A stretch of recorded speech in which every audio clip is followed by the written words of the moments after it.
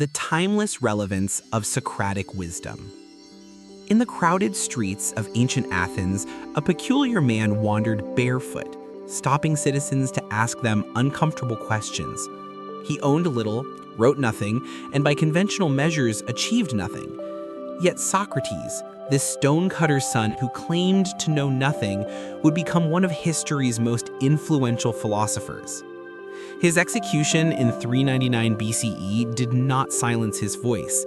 Instead, it amplified it across millennia.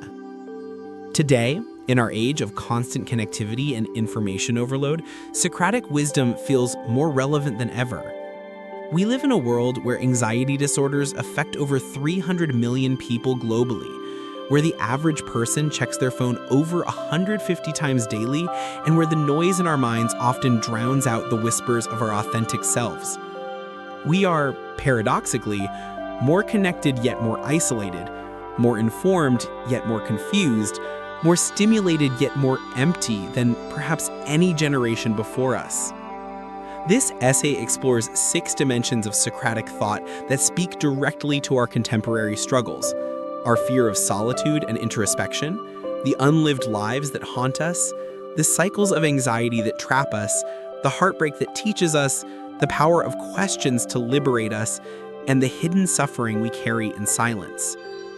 Through examining these themes, we discover that Socrates' ancient method, the examined life, offers not just philosophical insight, but practical wisdom for navigating the turbulent waters of modern existence. Why we fear our own thoughts, Socrates and the battle with overthinking. The uncomfortable silence. In 2014, researchers at the University of Virginia conducted an experiment that revealed something disturbing about modern human psychology. They asked participants to sit alone in a room for 15 minutes with nothing but their thoughts. No phones, no books, no music, just themselves and the silence. The participants knew they could end the experiment at any time by pressing a button that would deliver a mild but unpleasant electric shock. The results were startling. 67% of men and 25% of women chose to shock themselves rather than sit quietly with their thoughts. One participant shocked himself 190 times in 15 minutes. These weren't people in crisis or experiencing psychological distress. They were ordinary individuals who simply found the company of their own minds so intolerable that physical pain became preferable. This experiment illuminates a profound crisis in contemporary life. We have become terrified of our own thoughts. We fill every moment with external stimulation, scrolling through social media while watching television, listening to podcasts while working, checking email while having conversations. The moment silence threatens, we reach for our devices like drowning people reaching for life preservers. But what are we drowning in? What exists in that silence that we find so unbearable? Socrates, walking the streets of Athens 25 centuries ago, understood this terror intimately. His entire philosophical project was built on the observation that most people live unexamined lives not because they lack the capacity for self-reflection, but because they actively avoid it. The Delphic maxim, "Know thyself," wasn't popular wisdom that everyone followed. It was a radical challenge to the human tendency to flee from self-knowledge. The architecture of avoidance. To understand why we fear our thoughts, we must first understand what actually happens when we're alone with them. The mind, left to its own devices, doesn't simply rest in peaceful contemplation. It becomes a cacophony of voices, images, memories, worries, and judgments. It replays past conversations, imagines future scenarios, resurrects old regrets, and conjures new anxieties. This mental noise isn't random. It has structure and pattern, though we rarely examine that structure closely enough to understand it. The mind is doing several things simultaneously when we leave it unsupervised. First, it's scanning for threats. This is an evolutionary inheritance. Our ancestors survived because their minds constantly monitored the environment for danger. But in modern life, where physical threats are rare, the mind redirects the scanning mechanism towards social and psychological threats. Will I lose my job? Does that person dislike me? Am I falling behind? The mind becomes an anxiety-generating machine, manufacturing worst-case scenarios as a form of preparation. Second, the mind is trying to resolve unfinished business. Every unresolved conflict, incomplete project, and unanswered question creates what psychologists call an open loop in consciousness. These loops demand attention and energy.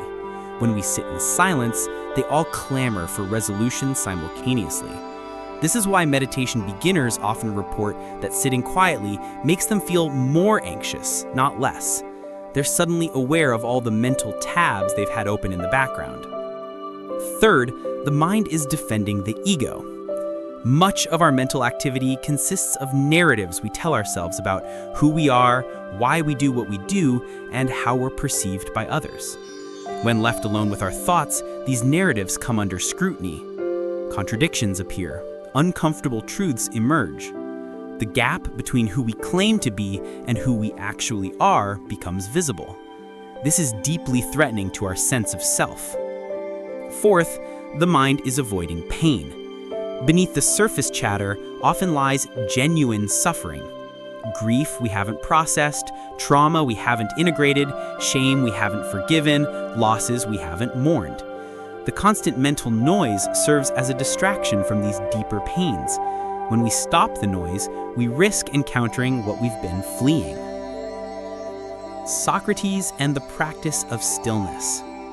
One of the most striking stories about Socrates comes from Plato's Symposium, where Alcibiades describes how Socrates would sometimes become so absorbed in thought that he would stand motionless for hours.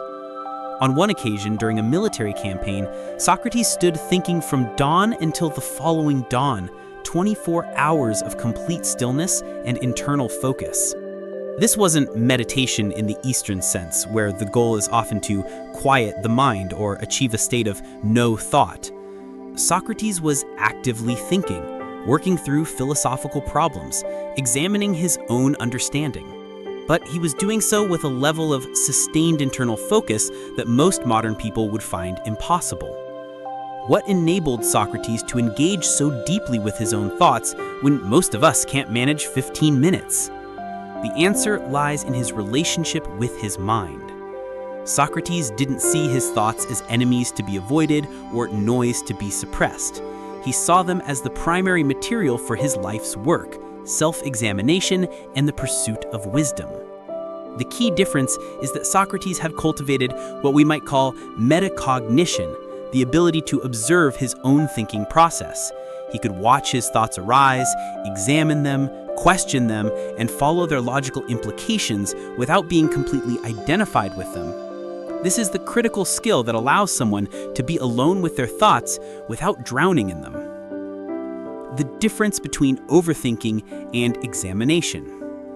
Here we must make a crucial distinction that Socrates himself would insist upon. There is a profound difference between overthinking and philosophical examination. In contemporary discourse, these are often conflated, leading people to believe that less thinking is always better. But this is a dangerous oversimplification. Overthinking is circular and unproductive. It's the mind spinning on the same problems without making progress. It's rumination, the psychological term for repetitive negative thinking that doesn't lead to solutions. A person overthinking about a social interaction will replay it endlessly, imagining what they should have said, worrying about how they were perceived, but never gaining new insight or moving toward resolution. Overthinking has several characteristics. It's repetitive, covering the same ground without progress. It focuses on problems outside one's control. It generates anxiety without producing solutions. It often occurs late at night when we should be sleeping. It leaves us feeling drained and more confused than when we started. Socratic examination is linear and productive. It starts with a question and follows a logical progression toward understanding. When Socrates examined a concept like justice or courage, he didn't circle the same thoughts repeatedly. He asked what the term meant, identified contradictions in proposed definitions, explored implications, and moved systematically toward greater clarity. Socratic examination has different characteristics. It progresses toward deeper understanding. It focuses on what can be known and changed. It generates insight and sometimes genuine wisdom. It can occur anytime, requiring only attention and honesty. It leaves us feeling clearer, even if we haven't reached final answers. The tragedy of our fear of thoughts is that in avoiding overthinking, we also avoid genuine examination. We throw out the philosophical baby with the anxiety bathwater. We deprive ourselves of the very tool that could free us from the patterns causing our suffering. The Socratic method as mental training. Socrates didn't just practice self-examination, he trained others in it. His famous method involved asking a series of questions that guided someone from confusion to clarity, from false certainty to genuine understanding. This method can be adapted as a personal practice for anyone struggling with the fear of their own thoughts. The first step is learning to distinguish between different types of mental activity. Not all thoughts are equal. Some are productive, some are neutral, some are actively harmful. When you sit with your thoughts, begin by simply observing and categorizing. Practical thoughts, I need to buy groceries, call my mother, finish that report. Analytical thoughts, why did that interaction go badly? What was I assuming? Emotional thoughts, I feel anxious, sad, angry, excited. Judging thoughts, I'm such an idiot, I always fail, nothing ever works. Fantasizing thoughts, what if I won the lottery? Quit my job, told them off. Just this act of categorization creates distance from thoughts. You're no longer the thoughts, you're the observer of thoughts. This is the beginning of the freedom Socrates offered. The second step is questioning. When a thought arises that generates suffering, I'm going to fail at this project, don't accept it as truth or try to suppress it. Question it as Socrates would. Is this actually true or is it a fear? What evidence do I have for this belief? What evidence contradicts it? What's the worst that could actually happen? Have I faced similar situations before and survived them? Is this thought helping me or harming me? What would I tell a friend who had this thought? This questioning doesn't eliminate the thought, but it strips it of its power. You've moved from being controlled by the thought to examining it. You've employed reason to evaluate fear. The third step is following implications. If a thought persists despite questioning, follow it to its logical conclusion. This is what philosophers call a reductio ad absurdum, following a premise to its absurd conclusion to reveal its falsehood. If I fail at this project, I'll lose my job. If I lose my job, I'll be homeless. If I'm homeless, I'll die alone under a bridge. Stated this baldly, the catastrophizing becomes obvious. Most of our fears, followed to their supposed conclusions, reveal themselves as exaggerations. The fourth step is returning to fundamentals. After all the questioning and examining, Socrates would always return to basic questions. What do I actually know? What can I control? What truly matters? These ground us when anxiety tries to sweep us away. The gift of aporia. One of the most misunderstood aspects of Socratic method is aporia, the state of puzzlement or confusion that often resulted from his questioning. Many dialogues end with no clear answer, with participants more confused than when they started. Critics call this destructive, but Socrates considered it liberating. Aporia is the recognition that you don't know what you thought you knew. It's unsettling because it destabilizes certainty, but false certainty is worse than acknowledged uncertainty. When we're falsely certain, we stop questioning, stop learning, stop growing. We become rigid, defensive, and closed. Aporia opens us. It makes us humble. It reveals the vast territory of what we don't understand, which is simultaneously humbling and exciting. Once you know you don't know, you can begin genuine inquiry. This is directly relevant to our fear of thoughts. Much of that fear comes from the expectation that we should have everything figured out, that our thoughts should be orderly and our minds should be peaceful. But what if that expectation is the problem? What if the goal isn't to achieve a perfectly quiet mind, but to develop a wise relationship with an inevitably active mind? Socrates would say the latter. The examined life isn't free of mental noise. It's characterized by skillful engagement with that noise. It's the difference between being tossed by waves and learning to surf. Practical applications for modern life. How do we translate Socratic wisdom into practical strategies for dealing with our fear of thoughts in the 21st century? Create deliberate silence. Start small, 5 minutes without any external input.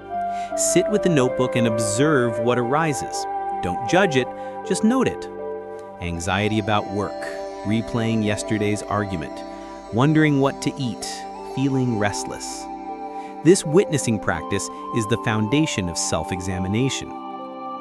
Question one thought per day. Choose one recurring thought that causes suffering and examine it Socratically. Write out the thought, then write out questions about it. Is it true? How do I know? What alternatives exist? This turns a vague anxiety into a specific inquiry. Distinguish between problems and predicaments. Problems can be solved through action or thinking. Predicaments are conditions we must accept. Much overthinking comes from treating predicaments like problems, trying to solve what cannot be solved, like mortality, uncertainty, or other people's opinions. Socrates would have us recognize predicaments and focus our energy on actual problems. Practice philosophical journaling. Unlike ordinary journaling that just records events, philosophical journaling examines them. Today, I felt angry when my colleague interrupted me. Why did that trigger anger? What was I assuming about respect, hierarchy, my own importance? Is that assumption warranted? What does this reveal about my values? Engage in Socratic dialogue with others. Find someone willing to practice questioning with you. Take turns asking each other clarifying questions about beliefs, choices, or problems. The external dialogue often reveals what internal dialogue cannot. Embrace not knowing. When you don't know something, instead of feeling inadequate, say, "I don't know," and that's okay. This phrase, so central to Socratic wisdom, relieves enormous pressure. You don't have to have everything figured out. Admitted ignorance is wiser than false knowledge. The ultimate freedom. Socrates was executed by Athens in 399 BCE, forced to drink hemlock for allegedly corrupting the youth and failing to honor the gods. Given the option to escape, to recant, or to stop his philosophical practice, he chose death. This seems incomprehensible until you understand what he valued most: the examined life. For Socrates, a life spent fleeing from self-examination wasn't worth living, even if it meant physical survival. This isn't suicidal ideation or nihilism. It's the recognition that what makes life meaningful isn't mere biological continuation, but the quality of consciousness we bring to our existence. When we fear our own thoughts, we become prisoners of our minds. We spend our lives running from ourselves, which is the loneliest form of isolation. No one can rescue us from our own consciousness. The only path to freedom is through the fear, through the examination, through the uncomfortable truths we encounter. Socrates offers us this freedom, but he can't give it to us. We must choose it. We must decide that knowing ourselves is worth the discomfort of self-examination. We must trust that understanding our minds is better than fearing them, even if understanding reveals things we'd rather not see. The alternative is the life most people live: perpetually distracted, constantly entertained, never quite at home in their own consciousness. It's a life of shallow pleasures and deep unease, of busyness covering emptiness, of noise drowning out the whisper of authentic selfhood. Socrates asks, is that really the life you want? Or are you ready to stop running and start examining? The thoughts you fear hold the key to your liberation. The mind you avoid contains the wisdom you seek. The silence you flee from is where you finally meet yourself. The examined life awaits, but only you can choose it. The unlived life inside you. The weight of potential. There exists inside each human being a parallel life, Not the life they're living, but the life they might have lived. It's the accumulated weight of unchosen paths, suppressed desires, abandoned dreams, and untapped potential. This unlived life doesn't disappear simply because we chose differently. It persists as a ghost, haunting the edges of consciousness, manifesting as vague dissatisfaction, restlessness, or the persistent feeling that something essential is missing. Socrates understood this phenomenon intimately, though he conceptualized it differently than we do today. His famous assertion that the unexamined life is not worth living wasn't merely about intellectual rigor or philosophical contemplation. It was about the fundamental human need to bring our lived life into alignment with our authentic nature, our daemon, as the Greeks called it, the inner genius or true self that seeks expression. The modern epidemic of mental noise, the constant internal chatter, the inability to be present, the proliferation of anxiety and depression can be understood partially as the sound of this unlived life demanding attention. We're not just anxious about external circumstances, we're anxious about internal betrayals. We haven't just failed to achieve certain goals, we failed to become certain versions of ourselves. The Athenian cage. To appreciate Socrates' radical stance, we must understand the world he inhabited. Ancient Athens, despite its reputation for democracy and philosophical innovation, was a rigidly stratified society. Your birth determined your opportunities. Social class was nearly impossible to transcend. Gender roles were strictly enforced. Slavery was accepted. Religious orthodoxy was expected. Into this world walked Socrates, questioning everything. He interrogated generals about courage, poets about beauty, politicians about justice, priests about piety. He showed people claiming expertise often couldn't define the very terms they built their lives around. More dangerously, he inspired young people to question the assumptions that kept the social order stable. But Socrates' real transgression wasn't political, it was existential. He demonstrated that most Athenians were living according to scripts written by others, by tradition, by social expectation, by the fear of judgment. They hadn't chosen their values, they'd inherited them. They weren't living their lives, they were performing roles. This is the cage that imprisons people across all times and cultures. The assumption that life's fundamental questions have already been answered, that the path is predetermined, that authenticity means conforming to what people like us do. Socrates spent his life showing people the bars of this cage, and many hated him for this because seeing the cage meant confronting how much of their lives they'd spent imprisoned. Mental noise as the sound of internal conflict. Why is modern life so characterized by mental noise? Why can't we be present? Why does meditation feel impossible for so many? Why do we compulsively reach for our phones, scroll mindlessly, binge watch shows, or engage in any activity that prevents us from being alone with ourselves? The Socratic answer is that mental noise is the sound of internal conflict. It's the static generated when who we are crashes against who we're pretending to be. It's the interference pattern created when authentic desires encounter learned suppression. Consider a person who always wanted to be an artist but became a lawyer to please their parents. This person might be successful by conventional measures, good income, respected career, stable life, but there's a constant background hum of dissatisfaction. They're irritable in ways they can't explain. They feel empty despite having everything. They're anxious without a clear object of anxiety. This is the unlived life making itself heard. The artist inside didn't die just because it wasn't fed. It went underground, where it generates symptoms, depression, anxiety, addiction, psychosomatic illness, or simply a pervasive sense that life is being wasted. The tragedy is that this person likely doesn't even recognize what's happening. They've so successfully suppressed their authentic desires that they're not consciously aware of them. The noise remains noise, unintelligible, uncomfortable, seemingly sourceless. They seek relief through medication, therapy, self-help books, or spiritual practices, all of which might help temporarily, but can't resolve the fundamental misalignment. The daimonion, the voice beneath the noise.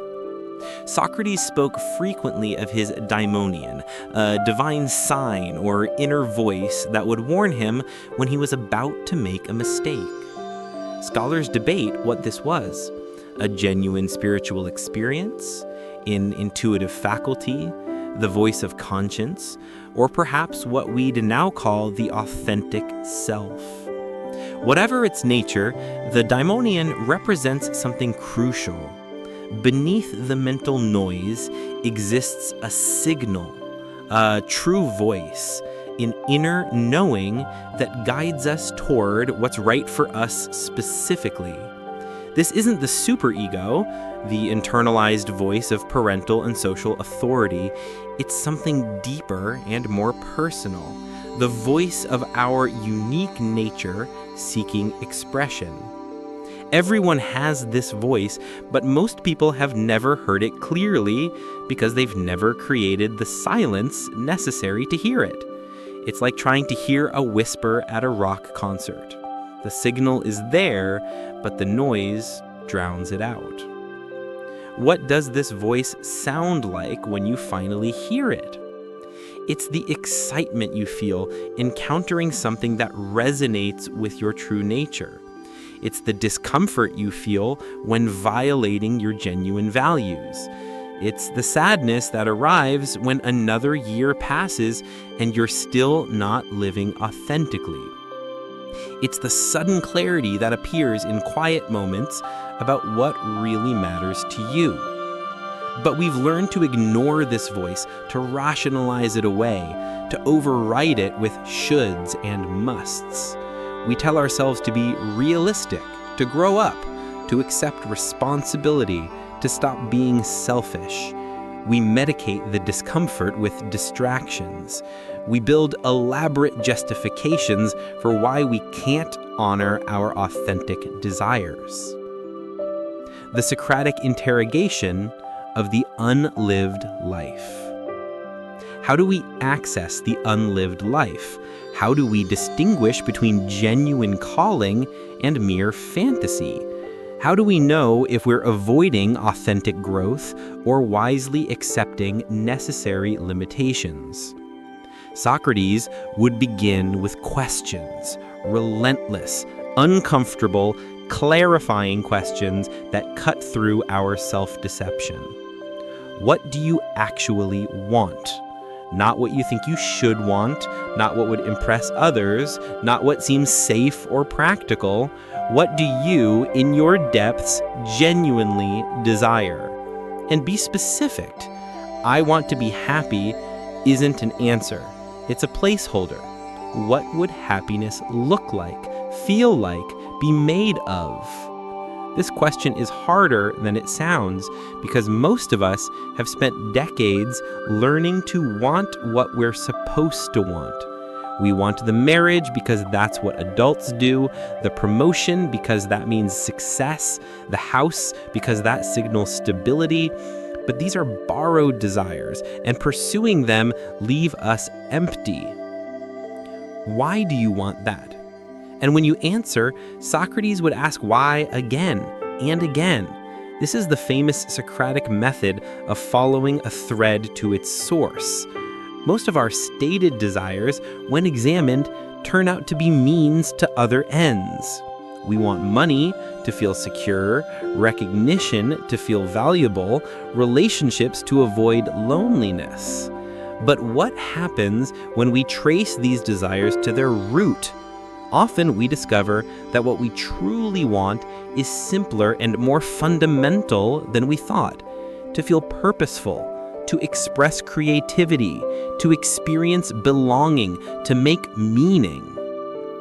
What have you sacrificed? Every path chosen means other paths not taken.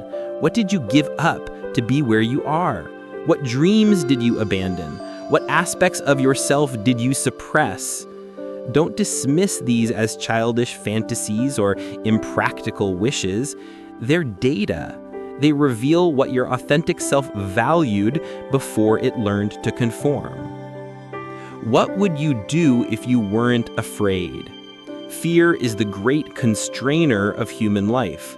We don't pursue our authentic desires largely because we're terrified of judgment, failure, rejection, or uncertainty.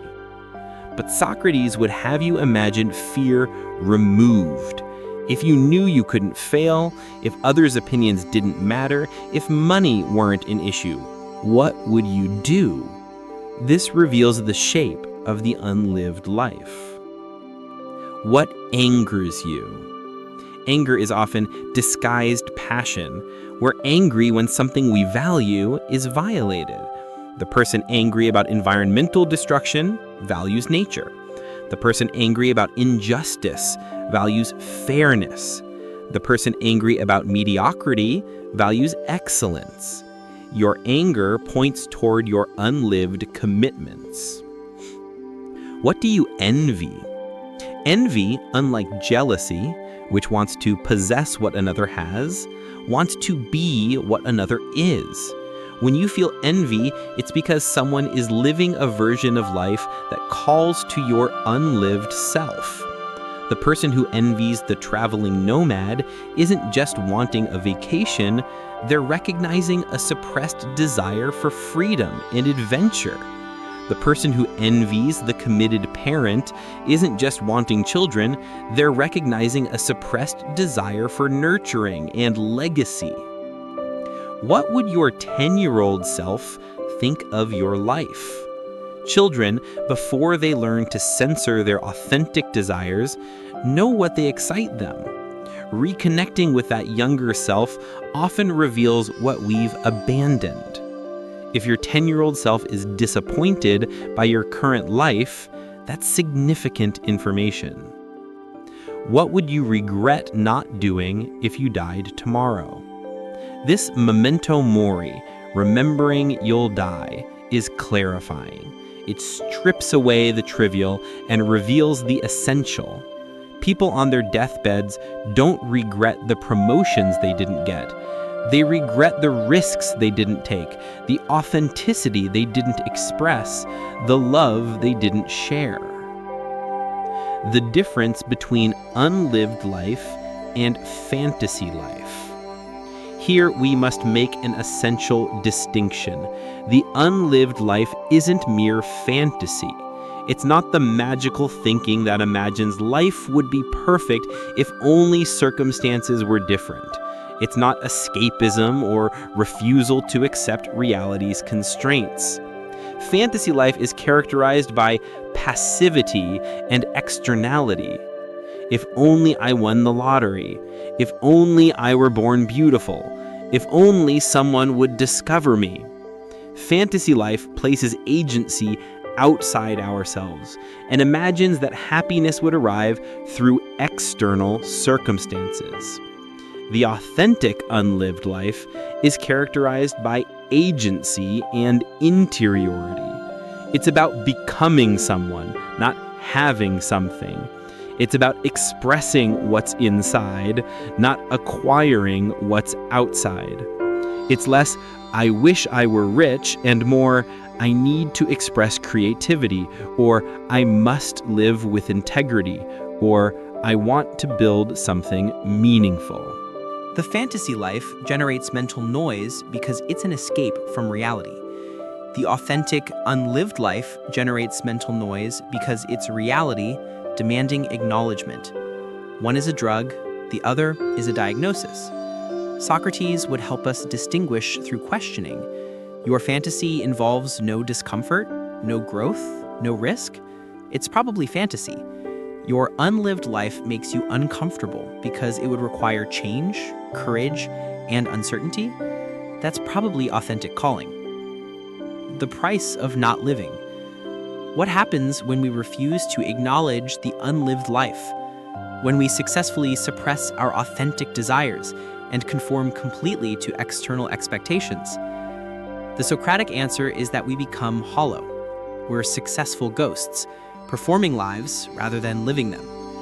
We achieve all the external markers, career, family, possessions, status, while feeling fundamentally disconnected from our own existence. This manifests in predictable ways. Chronic dissatisfaction, nothing. The fantasy life generates mental noise because it's an escape from reality. The authentic, unlived life generates mental noise because it's reality demanding acknowledgement. One is a drug, the other is a diagnosis. Socrates would help us distinguish through questioning. Your fantasy involves no discomfort, no growth, no risk. It's probably fantasy. Your unlived life makes you uncomfortable because it would require change, courage, and uncertainty. That's probably authentic calling. The price of not living. What happens when we refuse to acknowledge the unlived life, when we successfully suppress our authentic desires and conform completely to external expectations? The Socratic answer is that we become hollow. We're successful ghosts performing lives rather than living them. We achieve all the external markers, career, family, possessions, and status, while feeling fundamentally disconnected from our own existence. This manifests in predictable ways. Chronic dissatisfaction. Nothing quite satisfies because nothing can satisfy the hunger of the unlived self. We think the next achievement, purchased, or milestone will finally bring fulfillment, but it never does because we're pursuing the wrong things. Midlife crisis, this cliche represents a real phenomenon, the moment when mortality becomes real and the unlived life can no longer be ignored. People make dramatic changes, affairs, career switches, sports cars, not because they're irrational, but because they're finally listening to what they've suppressed for decades. Depression. Not all depression is about the unlived life, but much of it is. Depression often carries the message, this life you're living isn't the right life for you. It's the psyche's shutdown in protest of inauthenticity. Addiction. We medicate the pain of not living with substances, behaviors, or relationships that provide temporary relief without addressing the underlying problem. The addiction isn't primarily to the substance, but to the escape from awareness. Rage. The person living an unlived life is often inexplicably angry, not because of specific frustrations, but because of the general betrayal of self. This rage sometimes turns outward, blaming others, political extremism, destructiveness, or inward, self-hatred, self-sabotage, suicidality. Psychosomatic illness. The body keeps the score. When the unlived life can't express through consciousness, it expresses through symptoms, chronic pain, fatigue, illness without clear cause. The body is saying what the mind won't acknowledge. Permission to begin again. One of the most liberating aspects of Socratic philosophy is the implicit permission to begin again. Socrates himself started his philosophical career relatively late in life after working as a stonemason. His life demonstrates that it's never too late to start living more authentically. This isn't permission for irresponsibility, abandoning all commitments and pursuing every whim. Socrates had responsibilities. He was a husband, father, and citizen. He fulfilled his military obligations and civic duties. But within and alongside these responsibilities, he lived according to his daimonium. He questioned when questioning seemed unwise. He pursued truth when pursuing comfort would have been easier. He chose death over inauthenticity. The unlived life doesn't necessarily require dramatic external changes. Sometimes it does. You might need to leave an unsuitable career, end a deadening relationship, or make a geographical move. But often it's subtler. Bringing more of your authentic self into your current situation, making small choices that honor your values, saying yes to what enlivens you and no to what deadens you. The key is starting to acknowledge what you've suppressed, starting to question what you've accepted, starting to experiment with small changes, starting to listen to the voice beneath the noise. Your mind as a witness, not a judge. The examined life isn't about stopping thoughts, that's impossible. It's about examining your relationship with thoughts. Instead of believing every thought that passes through your consciousness, you become curious about it. Interesting. My mind is telling me everyone's judging me. Notice how my mind jumps to worst-case scenarios. My mind is trying to protect me by rehearsing confrontations. This is metacognition, thinking about thinking. It creates space between you and your thoughts. You're not your thoughts any more than you're the weather. They're phenomena you observe, not identities you inhabit. Socrates lived this. When sentenced to death, he didn't rage or despair. He examined his situation with the same calm curiosity he applied to everything else. His mind offered thoughts about injustice, fear, anger, and he observed them without being controlled by them. You won't reach that level tomorrow, but you can start today. The next time your mind offers you a story about reality, treat it as a hypothesis rather than a fact. Examine it, question it, and watch how much power it loses when you stop automatically believing it. Real-life wisdom Socrates would teach today. Inscribed at the Temple of Apollo in Delphi were 2 words: know thyself. This ancient maxim became central to Socratic philosophy, but it's often misunderstood as navel-gazing or narcissistic self-obsession. Nothing could be further from the truth. When Socrates said, know thyself, he didn't mean curate your Instagram aesthetic or find your personal brand. He meant something far more radical and uncomfortable. Understand your biases, recognize your ignorance, identify the patterns that govern your behavior, and face the parts of yourself you'd rather ignore. In modern terms, he was talking about the gap between who you think you are and who you actually are. The persona versus the person. You have an idea of yourself. You're kind or ambitious or laid back or intellectual or funny. This self-concept is partially accurate and partially fantasy, a brand you've built, sometimes consciously, often unconsciously, to navigate the social world. But Socrates would ask, how much of this self-concept survives honest examination? How much of your identity is performance? How much is inherited from parents, culture, trauma, or aspirations? Consider how you describe yourself at a party versus how you act when you're alone. Consider the values you claim versus the choices you actually make when no one's watching. Consider who you think you are in relationships versus what your exes might say about you. The distance between these versions, that's the work of knowing thyself. Your triggers are your teachers. In the Socratic tradition, self-knowledge comes through examination, especially examination of moments when you're emotionally activated. Socrates spent his days in the agora, the marketplace, questioning people, and he'd especially focus on moments when they got defensive, angry, or uncomfortable. That's where the truth lived. Today's version, pay attention to what triggers you. Someone makes a joke and you feel wounded for hours. A political opinion enrages you. A friend's success triggers jealousy. Your partner's minor criticism feels like a personal attack. These aren't random reactions. They're portals to self-knowledge. What triggers you reveals what you're protecting. Maybe you're protecting an image of yourself as competent, so any hint of criticism becomes existential. Maybe you're protecting a narrative that you're better than others, so their success threatens your identity. Maybe you're protecting old wounds that never healed, so innocuous comments land on raw nerves.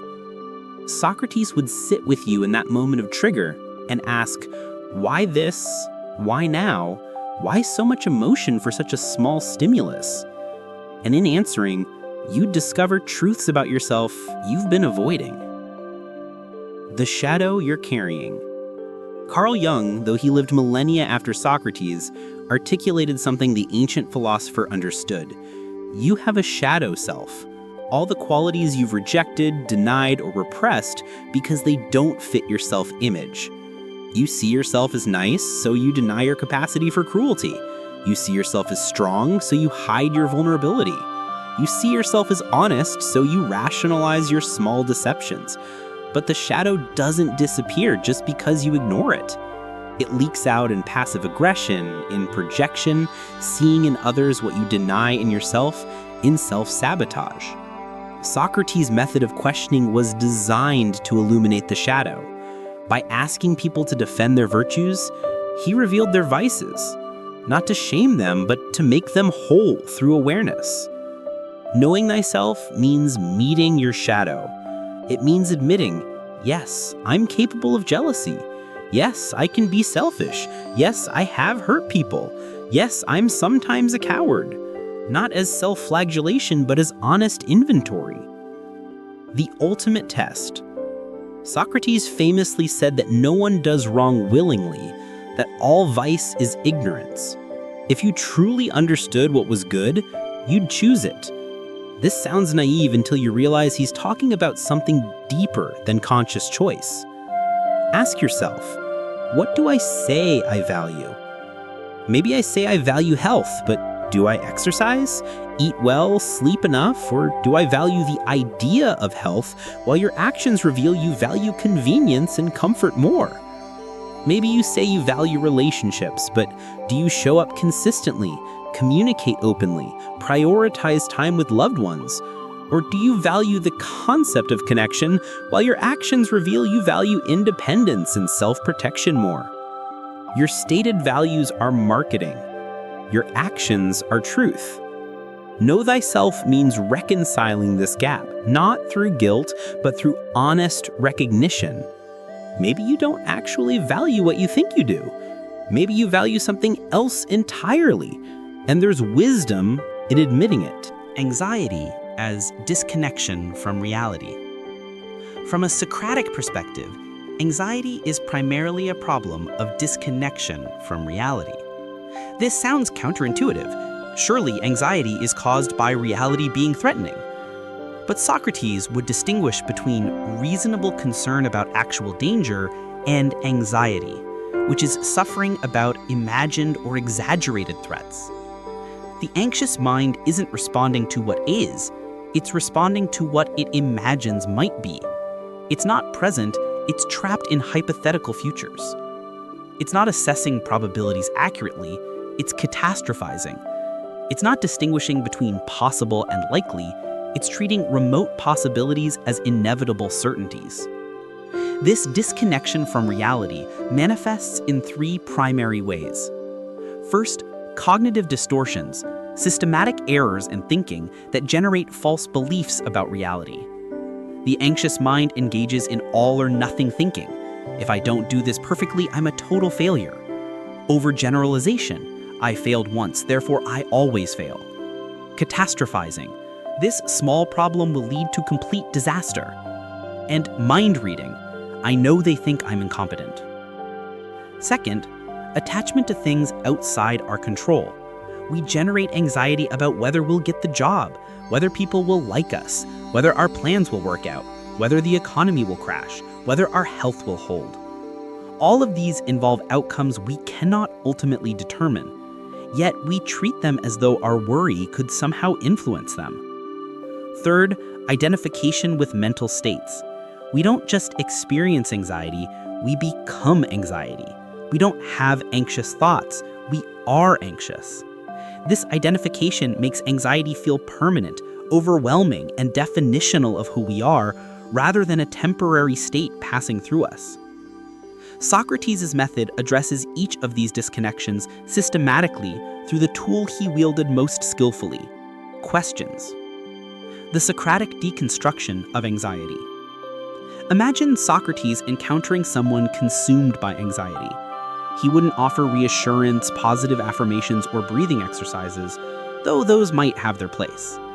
Instead, he'd begin questioning the very foundations upon which the anxiety is built. The dialogue might proceed something like this. Socrates, you say you're anxious. What exactly are you anxious about? Anxious person, everything. The future, whether things will work out. Socrates, that's quite vague. Let's be specific. What particular future event concerns you? Anxious person, I'm worried I'll lose my job. Socrates, has your employer indicated they're firing you? Anxious person, Well, no, but the economy is uncertain and I made a mistake last week. Socrates: I see, so you haven't been fired, but you fear you might be. Anxious person: yes. Socrates: have you made mistakes before at this job? Anxious person: yes, of course. Socrates: and were you fired for those? Anxious person: no. So previous mistakes didn't result in termination, but you believe this one will? Anxious person: it could. It's possible. Socrates: many things are possible. Is it probable? Anxious person: I don't know. Socrates: if you had to estimate, based on your employer's past behavior, your overall performance, and the nature of this mistake, what's the actual likelihood you'll be fired? Anxious person: maybe 10%? Socrates: so you're suffering now over something that has a 90% chance of not happening? Anxious person: but what if I am in that 10%? Socrates: let's suppose you are. What would happen if you lost this job? Anxious person: I'd be ruined, homeless, a complete failure. Socrates: let's examine that.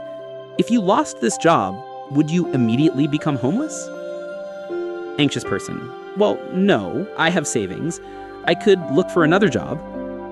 Socrates: so you'd have time and resources to find new employment. Anxious person: yes. Socrates: have you had jobs before this one? Anxious person: yes, several. Socrates: so you've successfully found employment multiple times? Anxious person: yes. Socrates: then why do you believe you couldn't do so again? I guess I could.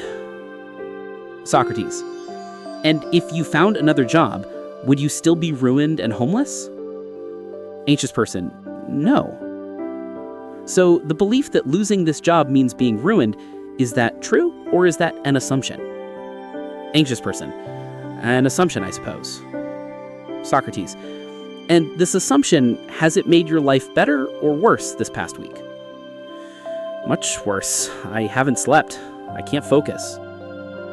Socrates: so you've been suffering tremendously over something that probably won't happen, and even if it did happen, wouldn't lead to the catastrophic outcome you've imagined? Anxious person: when you put it that way, yes. This is the Socratic method applied to anxiety, systematically examining and dismantling the thought structures that generate unnecessary suffering. Notice several key elements. Specificity. Vague anxiety becomes concrete fear. Evidence-based reasoning. Past experience challenges present catastrophizing. Probability assessment. Distinguishing between possible and likely. Logical examination. Following beliefs to their conclusions to reveal contradictions. Distinction between control and non-control, identifying what actually can be influenced.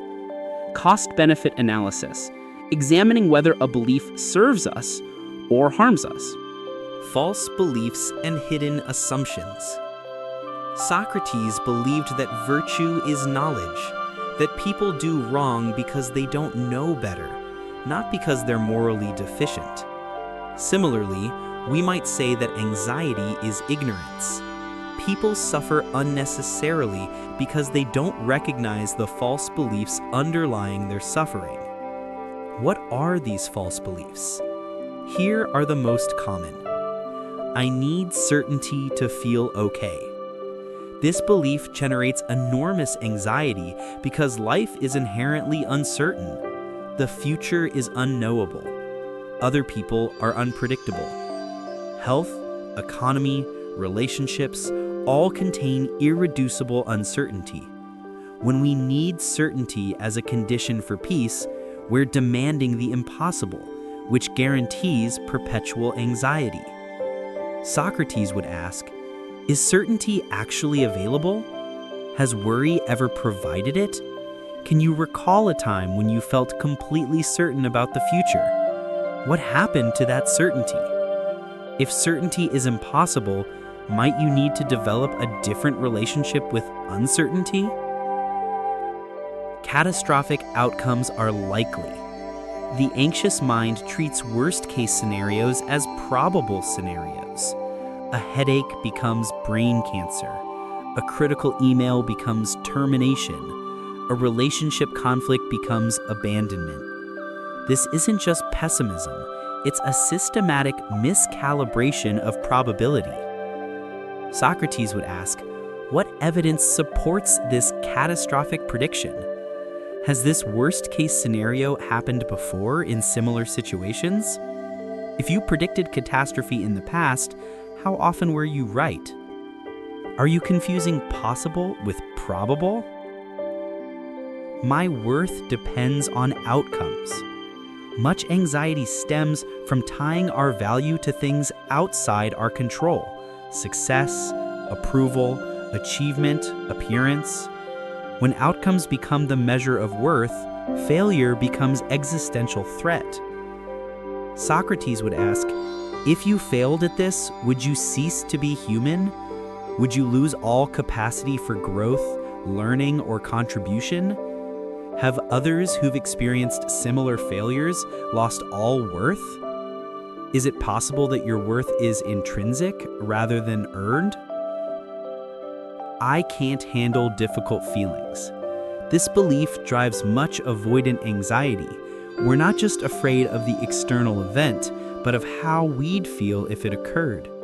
We believe sadness, disappointment, or grief would destroy us, so we must prevent the triggering event at all costs. Socrates would ask, have you experienced difficult emotions before? Did you survive them? Are you currently experiencing anxiety, itself a difficult emotion, and handling it? If you can handle anxiety, why couldn't you handle other emotions? What evidence suggests difficult feelings are unsurvivable? Control is possible and necessary. Anxiety often manifests as hypervigilance and control attempts. If we just plan enough, worry enough, prepare enough, we can control outcomes. But most outcomes aren't actually controllable, making these efforts both exhausting and futile. Socrates would ask, what exactly can you control in this situation? Can you control other people's reactions, future events, past outcomes? If you can only control your own choices and responses, why spend energy on the rest? Socratic wisdom and Stoic practice. Though Socrates preceded the Stoics, his thinking profoundly influenced their philosophy, particularly regarding what's in our control versus what's not. This distinction is essential for breaking anxiety's cycle. In our control, our attention and focus, our values and principles, our interpretations of events, our responses and choices, our efforts and intentions. Not in our control, outcomes of our efforts, other people's opinions, external events, the past, natural processes like aging, illness, and death. Most anxiety focuses on the second category. We worry about outcomes we can't control, obsess over others' opinions we can't determine, ruminate about pasts we can't change, and fear futures we can't predict. The Socratic move is to redirect attention to what we actually control. This isn't passive acceptance of whatever happens. It's strategic focus of energy where it can actually make a difference. Anxiety asks, what if I fail? Socrates asks, are you giving your best effort? Anxiety asks, what will they think of me? Socrates asks, are you acting according to your values? Anxiety asks, what if things go wrong? Socrates asks, how can you respond wisely regardless of outcomes? This shift from outcome focus to process focus, from external to internal, from what might happen to how I choose to be, is the essence of breaking anxiety's cycle. Creating space between self and anxiety. Perhaps Socrates' most profound contribution to addressing anxiety is the practice of self-observation, the ability to witness your own mental processes rather than being completely identified with them. When anxiety arises and we are the anxiety, there's no space. We're drowning in the feeling, swept away by anxious thoughts, completely consumed. This total identification makes anxiety overwhelming and seemingly permanent. But Socratic self-examination creates space. By questioning anxious thoughts, we implicitly step back from them. We become the observer of anxiety rather than anxiety itself. This shift is subtle but transformative. Instead of, I am anxious, try, I'm experiencing anxiety. Instead of, this is unbearable, try, this is uncomfortable, and I'm having the thought that it's unbearable. Instead of, something terrible will happen, try, I'm having the thought that something terrible will happen. This isn't semantic games or denial. It's recognition of reality. You are not your thoughts or feelings. You're the consciousness that witnesses them. This consciousness, what Socrates might call the soul or daimonion, remains steady even as thoughts and feelings fluctuate. When you can observe anxiety rather than be anxiety, several things become possible. You can question it. Is this thought true? Is this fear realistic? You can choose your response. Even though I feel anxious, I can still act according to my values. You can recognize its impermanence. This feeling arose and it will pass. You can have compassion for yourself. I'm struggling right now, and that's okay. This capacity for self-observation is what Socrates spent his life cultivating in himself and in others. It's what allowed him to face his own death with equanimity. He could observe his fear without being controlled by it, witnessed his sadness without being consumed by it, and choose his response based on principle rather than emotion. The daily Socratic practice for anxiety. Breaking anxiety's cycle through Socratic method isn't a one-time insight. It's a daily practice. Here's how it might look. Morning examination, 10 minutes. Before the day begins, while your mind is relatively quiet, ask yourself, what am I worried about today? Write down each worry specifically. For each worry, ask, is this within my control? If yes, what action can I take? When will I take it? If no, what's the wise response to something I can't control? What would living according to my values look like today, regardless of outcomes? Midday check-in, 5 minutes. When anxiety arises during the day, pause immediately. Don't try to suppress it or distract from it. Instead, name what you're feeling. This is anxiety. Identify the trigger. What thought just preceded this feeling? Question the thought. Is this thought true? What evidence do I have? Distinguish control. What here is within my power to influence? Choose response. How do I want to respond to this situation? Evening reflection, 10 minutes. Before sleep, review the day. What anxieties arose today? How did I respond to them? Were my fears realistic? If things I worried about happened, were they as catastrophic as I feared? What did I learn about my anxiety patterns? What went well today? This counters anxiety's negativity bias. What am I grateful for? This shifts focus from threat to appreciation. Weekly review, 30 minutes. Once per week, examine patterns. What recurring anxieties appeared this week? What false beliefs are underlying these anxieties? How well am I distinguishing between control and non-control? Am I catastrophizing, overgeneralizing, mind reading? What would I tell a friend experiencing these anxieties? How can I bring more self-compassion to my experience? The embrace of uncertainty. One final Socratic insight essential for breaking anxiety's cycle is the embrace of uncertainty. Socrates' famous claim, I know that I know nothing, wasn't pessimistic, it was liberating. It acknowledged the fundamental uncertainty of existence and made peace with it. Much of our anxiety comes from resisting uncertainty. We want guarantees, security, predictability. We create elaborate plans to control the uncontrollable. We worry as though worry could somehow convert uncertainty into certainty. But certainty is largely an illusion. The future is genuinely unknowable. People are unpredictable. Health, economy, relationships all contain irreducible uncertainty. This isn't pessimism, it's realism. Socrates invites us to a different relationship with uncertainty, not fighting it, but accepting it, not demanding certainty, but developing wisdom within uncertainty. This doesn't mean passivity. It means distinguishing between productive planning, preparing for likely scenarios, versus unproductive worry, obsessing over unlikely catastrophes, reasonable concern, appropriate attention to genuine risks, versus catastrophic thinking, exaggerating probabilities and consequences, accepting uncertainty, acknowledging what can't be known, versus drowning in anxiety, demanding the impossible. When we stop demanding certainty, anxiety loses much of its power. We can then ask more useful questions. Given this uncertainty, what's the wise action? What can I control?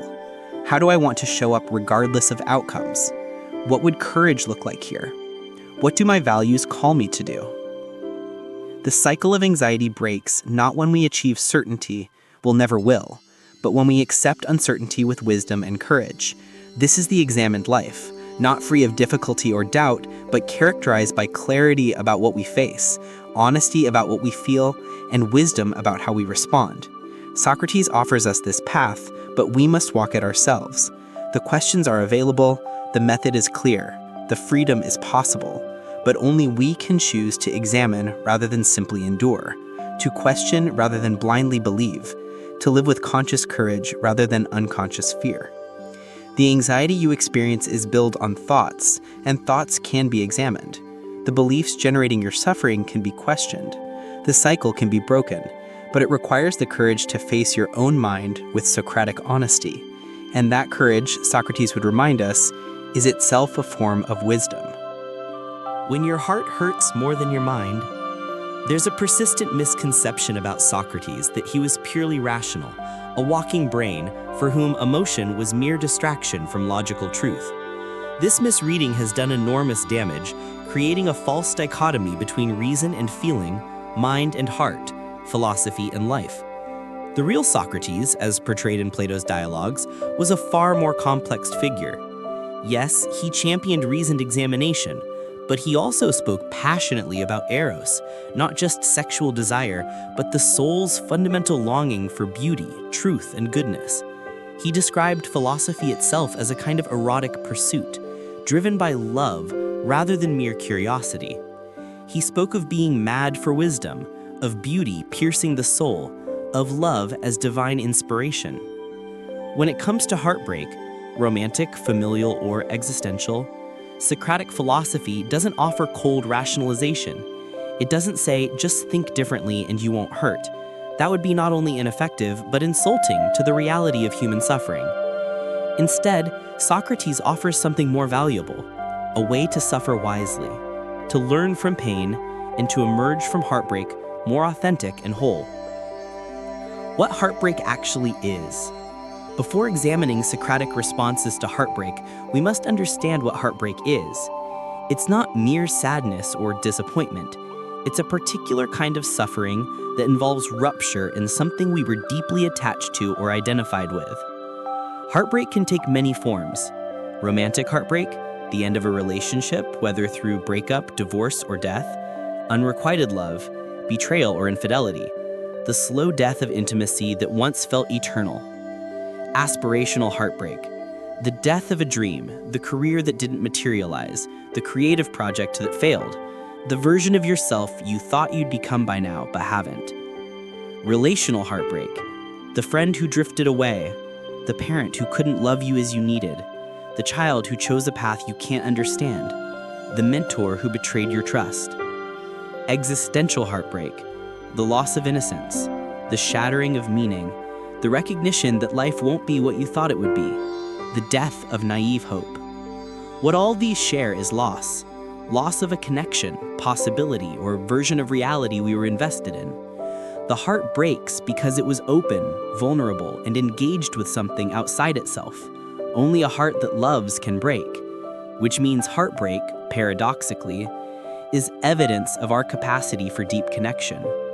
Socrates understood this. In Plato's Symposium, he recounts the teaching of Diotima, a wise woman who taught him about love. She described eros as desire for beauty and goodness, as a yearning that drives the soul toward growth and transcendence. Love, in this view, isn't just a feeling, but a fundamental orientation toward what we value most. When heartbreak occurs, we're not just losing someone or something external, we're experiencing rupture in our relationship to beauty, goodness, and meaning. The pain measures the depth of what we valued.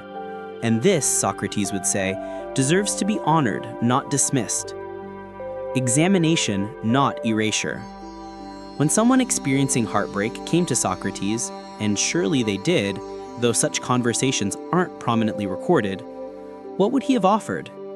Not quick comfort, not false reassurance that everything happens for a reason, not spiritual bypassing or premature reframing. Instead, he would offer the same thing he offered everyone: honest examination of the experience itself. The Socratic approach to heartbreak begins with acknowledgement. No pretending you're fine, no rushing to get over it, no minimizing or rationalizing, just honest recognition. This hurts. I am suffering. My heart is broken. This honesty is itself a form of courage. We live in a culture deeply uncomfortable with pain, one that tries to medicate, distract from, or think away genuine suffering. We're told to move on, look on the bright side, remember that time heals all wounds. But Socrates would say that to skip the pain is to skip the lesson, and to skip the lesson is to ensure we'll need to learn it again. Once we've acknowledged the pain honestly, Socratic method invites us to examine it, not to analyze it away, but to understand it more deeply, because pain without insight is merely suffering. Pain with insight is transformation. The questions that illuminate heartbreak. Let's consider how Socratic questioning might work with someone experiencing romantic heartbreak. What exactly have I lost? This seems obvious at first, you've lost the person. But Socrates would press deeper. Have you lost love itself, or one expression of it? Have you lost your worth, or one person's perception of it? Have you lost your future, or one possible version of it? This questioning isn't meant to minimize the loss. It's meant to be precise about it. Often in heartbreak, we catastrophize.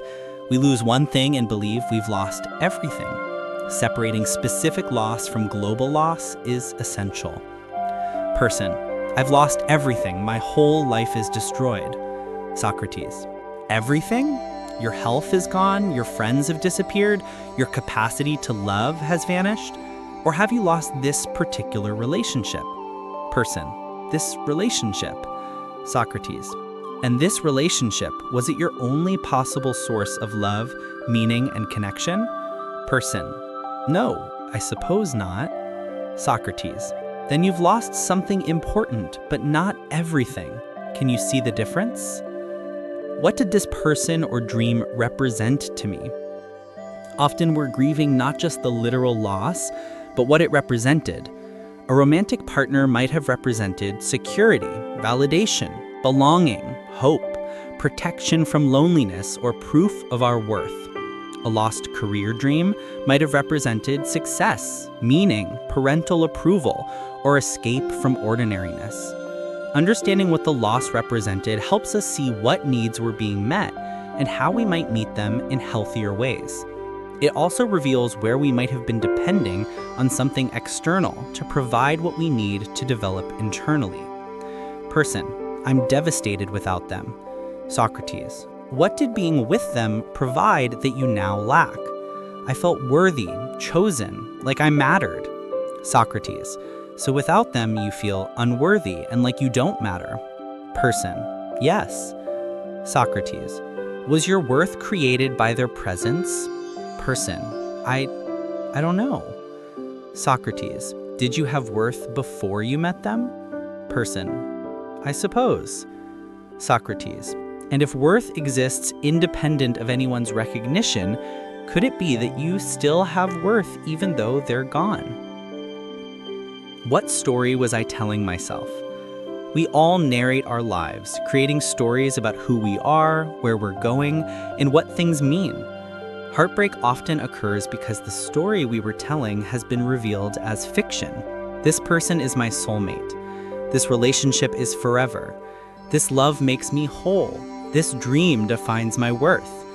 When the story collapses, we don't just lose the object of the story, we lose the narrative itself. This can be even more painful than the specific loss because it destabilizes our sense of reality. Socrates would have us examine the story. Where did it come from? Was it based on evidence or wishful thinking? What would a truer story be? This isn't about blaming ourselves for naive believing. It's about learning to construct more realistic narratives going forward. What was I denying or ignoring? This is perhaps the most uncomfortable question, but also the most valuable. Heartbreak often follows a period of denial. We ignored red flags, overlooked incompatibilities, forced something that wasn't working, or refused to see what was obvious to others. The pain is compounded by the recognition that part of us knew all along. We betrayed our own inner knowing, and now we're suffering the consequences. Socrates would have us examine this. What signs did you ignore? What did your intuition tell you that you overrode? What did friends try to warn you about? This isn't self-flagellation, it's learning to trust our own perception and respond to it earlier. What remains when everything else is stripped away? This is perhaps the most important question. When the relationship is gone, when the dream is dead, when the illusion is shattered, what remains? You remain. But who are you underneath the roles, relationships, and narratives? What is essentially you, independent of external validation or achievement? This is the self that Socrates insisted we must know. It's the daimonion, the authentic self, the consciousness that witnesses everything else. Heartbreak, as painful as it is, offers an opportunity to discover this essential self. Person. Without them, I'm nothing. Socrates. Nothing? So you don't exist? Person. I exist, but I don't know who I am. Socrates. Then perhaps this is an opportunity to discover who you are independent of this relationship. Person. That sounds terrifying. Socrates. Perhaps, but is it more terrifying than living your whole life without knowing yourself? The wisdom of grief. In Plato's Phaedo, Socrates discusses his own approaching death with remarkable calm. But this isn't because he's indifferent to life. He clearly values his friends, his conversations, his philosophical work. His equanimity comes from having examined death thoroughly and distinguishing between what can be lost and what is essential. Applied to heartbreak, this distinction is crucial. Yes, grieve what's lost.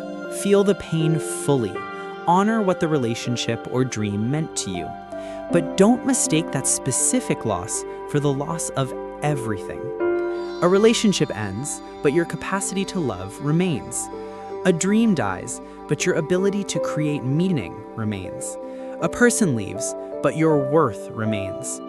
An illusion shatters, but your capacity for truth remains. This isn't empty consolation, it's a distinction that changes everything. Socrates would call it sloppy thinking to take a particular instance and inflate it to a universal truth. One ended relationship doesn't mean love itself is impossible. One betrayal doesn't mean all people are untrustworthy. One failure doesn't mean success is impossible. The examined life requires precision, even, especially, in pain. We must grieve the specific loss without letting it become a universal negation of possibility. Love as practice, not possession. One reason heartbreak devastates us is how we conceptualize love. We often think of love as possession. We have someone. They are ours. When they leave or die or change, we experience it as theft. Something that was ours has been taken. But Socratic philosophy, influenced by Diotimus' teaching, suggests a different understanding. Love isn't about possession, it's about participation. When we love, we participate in something beautiful and good. That participation changes us, teaches us, elevates us, even when it ends. From this perspective, the love you experienced wasn't wasted just because the relationship ended. The growth you underwent wasn't invalidated by heartbreak. The moments of connection, joy, and meaning remain real and valuable, even if the relationship doesn't continue. This reframe doesn't eliminate pain, but it does prevent certain kinds of additional suffering. If love is participation rather than possession, then heartbreak becomes grief over the end of participation, not rage over theft. This is a different quality of suffering, cleaner, if no less painful. Person: I wasted years on them. Socrates: wasted? Did you experience no joy, growth, or love during those years? Person: I did. Then were they wasted? Or were they a chapter that has now ended? Person: a chapter, I suppose. And does the ending of a chapter make the chapter itself meaningless? No. Then perhaps you haven't wasted years. Perhaps you've lived them and now you're living differently.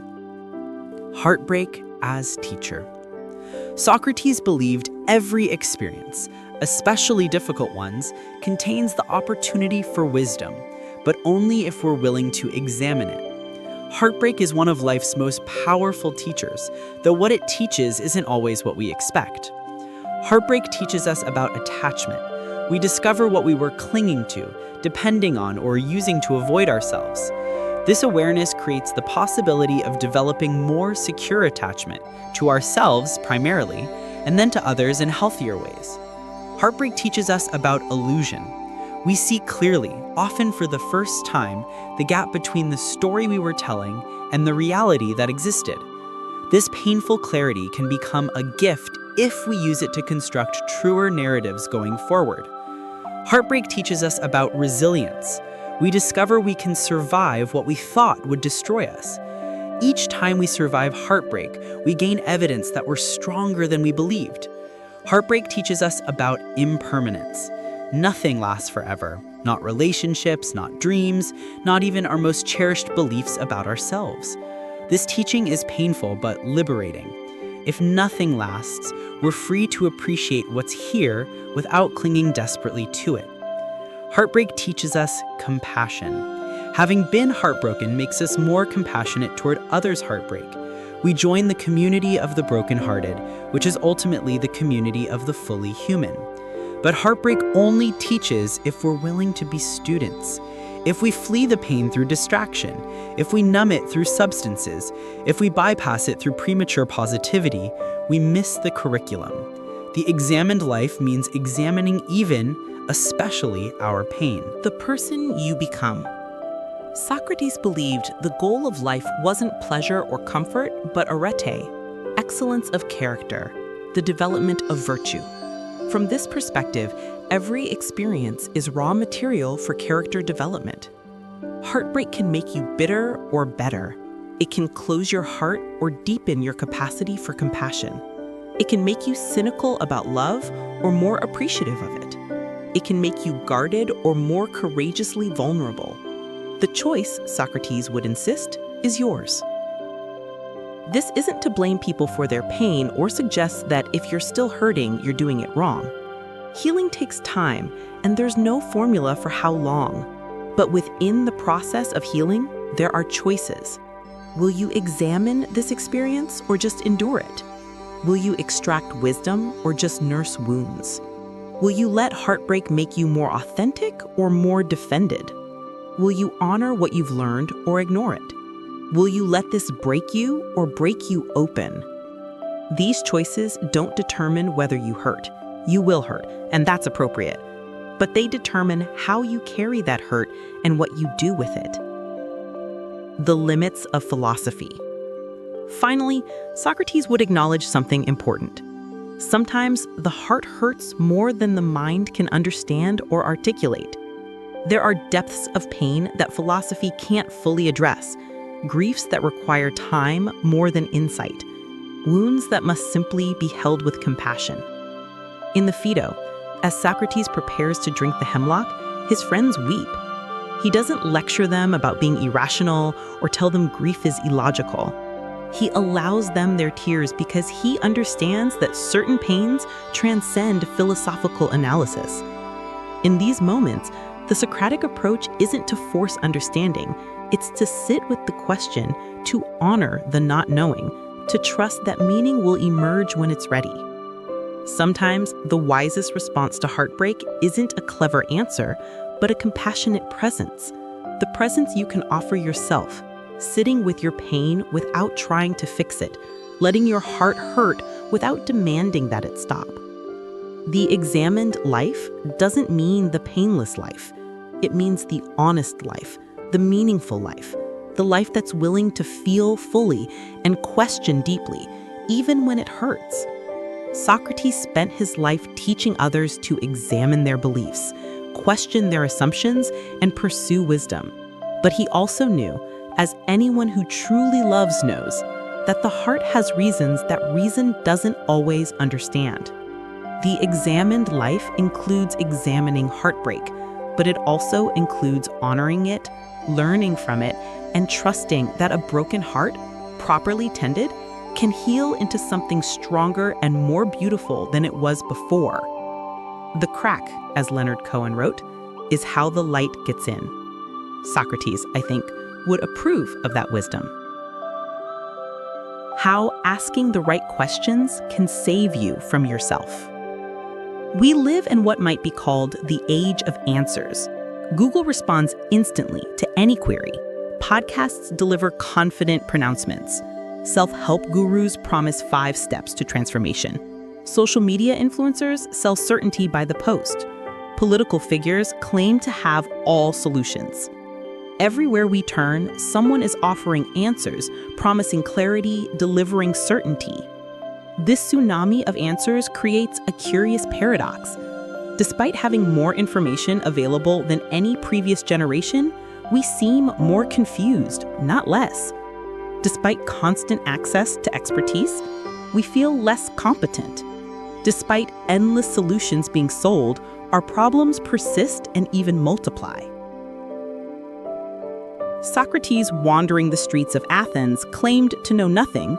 He won the oracle's designation as wisest person alive, not because he possessed more knowledge than others, but because he alone recognized his ignorance.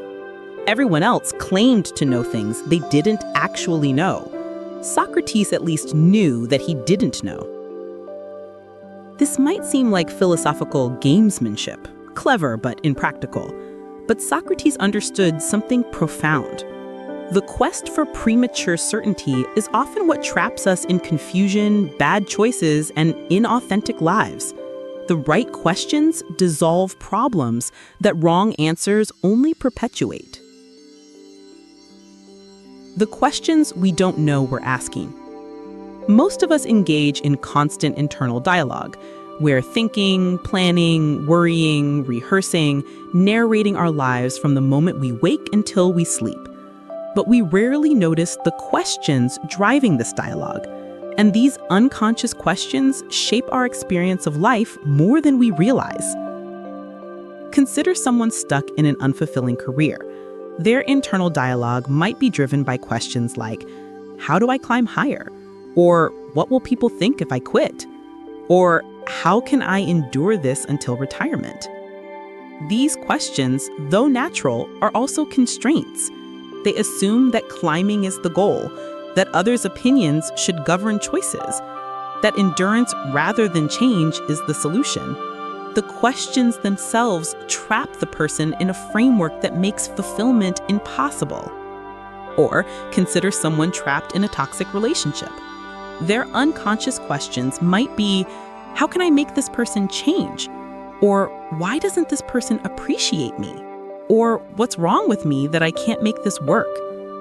These questions are disempowering.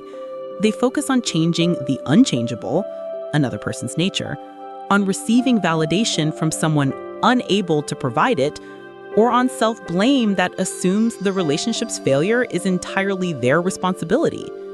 No matter how much energy goes into answering these questions, they lead nowhere productive. Or someone suffering from chronic anxiety might be asking, what if I fail? Or what will go wrong? Or why can't I just be normal? These questions generate anxiety without producing insight. They're focused on unpredictable outcomes, worst-case scenarios, and self-judgment. they're not just unproductive, they're actively harmful. The problem isn't that people are asking questions. It's that they're asking unproductive questions. Questions that can't be answered satisfactorily, that focus on the wrong things, or that presuppose false beliefs. Questions as liberation. Socrates' great insight was that the right questions don't just lead to better answers, they transform the entire framework within which we're operating. A good question doesn't give you information, it gives you a new way of seeing. Consider Socrates' most famous interrogations. He'd encounter someone claiming expertise, a general claiming to understand courage, a poet claiming to understand beauty, a politician claiming to understand justice. He'd ask them to define their terms. They'd offer a definition. He'd ask clarifying questions that revealed contradictions, exceptions, or circular reasoning. Eventually, they'd realize they didn't actually know what they thought they knew. This wasn't sadism or showing off, it was liberation. These people were living according to concepts they didn't understand, pursuing goals they hadn't examined, operating under assumptions they'd never questioned. Socrates freed them from unconscious constraint through systematic questioning. The same dynamic applies to personal life. We're all living according to concepts we haven't fully examined, pursuing goals we haven't questioned, operating under assumptions we've never scrutinized. The right questions can free us from these unconscious constraints. The architecture of liberating questions. What makes a question right or productive? Socrates' method reveals several principles. First principle: question assumptions, not just answers. Most confusion comes not from wrong answers, but from wrong questions based on unexamined assumptions. Before asking, should I stay or leave this relationship, examine the assumptions. A good relationship should always feel easy, or I can't be alone, or my happiness depends on this person. The question itself might dissolve when the assumption is examined. Example: person, should I quit my job? Socrates, what are you assuming about work, success, and fulfillment that makes this feel like a crisis? Person, I assume I should love my job, that work should be fulfilling. Socrates, where did that assumption come from? Is it true? Have you examined it? Second principle, ask questions that empower. Some questions focus on what we can't control, generating helplessness. Better questions focus on what we can control, generating agency. Disempowering, why is this happening to me? Empowering, what can I learn from this? Disempowering, why doesn't this person change? Empowering, what do I actually control here? Disempowering, what's wrong with me? Empowering, what would self-compassion look like right now? The empowering questions don't deny difficulty or pain. They redirect energy toward what can actually be influenced. Third principle, follow questions deeper. Socrates never settled for surface answers. When someone defined courage, he'd ask what that definition meant. When they explained, he'd ask about the explanation. This iterative deepening reveals that most first answers are superficial. Person, I want to be successful. Socrates, what does success mean to you? Person, making a lot of money. Socrates, why do you want a lot of money? Person, so I can feel secure. And why do you need security? Person, so I can stop worrying. So you actually want peace of mind, not money. Yes, I guess so. Socrates, can money guarantee peace of mind? Or might there be more direct paths to what you actually want? Fourth principle, embrace not knowing. We're so uncomfortable with uncertainty that we'd rather have a wrong answer than no answer. But acknowledged ignorance is wiser than false knowledge. When you don't know, instead of pretending or forcing an answer, try, I don't know yet. What would I need to know to answer this? How might I discover that? And can I be okay with not knowing in the meantime? Fifth principle, question with compassion. Self-examination can become self-flagellation if we're not careful. The questions should be curious, not accusatory. Why did I do that? said with curiosity, opens inquiry. Why did I do that, said with self-loathing, closes it. Socrates' questioning, though relentless, was fundamentally kind. He genuinely wanted people to understand themselves better. He wasn't trying to humiliate, he was trying to liberate. Bring this same spirit to self-questioning. Questions for life's crossroads. Let's apply Socratic questioning to common life situations where people get stuck. Career confusion. Standard questions: what job should I take? How do I get promoted? What will look good on my resume? Socratic questions: what am I actually trying to achieve through my career? Is that what I truly want or what I think I should want? Where did that should come from? Have I examined it? What would I do if money weren't a factor? What am I afraid would happen if I pursued what I really want? Is that fear based on reality or assumption? When I'm 80, what will I wish I had prioritized? What does success actually mean to me, not to others? Relationship difficulties. Standard questions: should I stay or leave? How do I change them? Why don't they love me the way I need? Socratic questions: what do I need from this relationship? Are those needs realistic for any human to meet? Which needs should be met by a partner versus met by myself or others? What patterns from my past am I recreating? What am I tolerating that violates my values? What am I avoiding by staying, by leaving? What would love for myself and the other look like here? Am I trying to control what I can't control? Identity crisis. Standard questions: who am I supposed to be? What should I do with my life? Why don't I know what I want? Socratic questions: who am I when I'm not performing for others? What values am I actually living, not just endorsing? What parts of myself have I suppressed to fit in? What would it mean to live authentically? What am I afraid would happen if I stopped pretending? What permission do I need to give myself? What does my envy reveal about my unlived desires? If I had 6 months to live, how would I spend them? Notice that these questions don't provide answers. They create space for answers to emerge from within. They shift focus from external validation to internal clarity, from certainty to exploration, from answers imposed to understanding discovered. The daily practice of question. Making Socratic questioning a practice rather than just an idea requires consistency. Here's a framework. Morning questions. 5 minutes. Start each day by asking, what's most important today? What kind of person do I want to be today? What am I grateful for?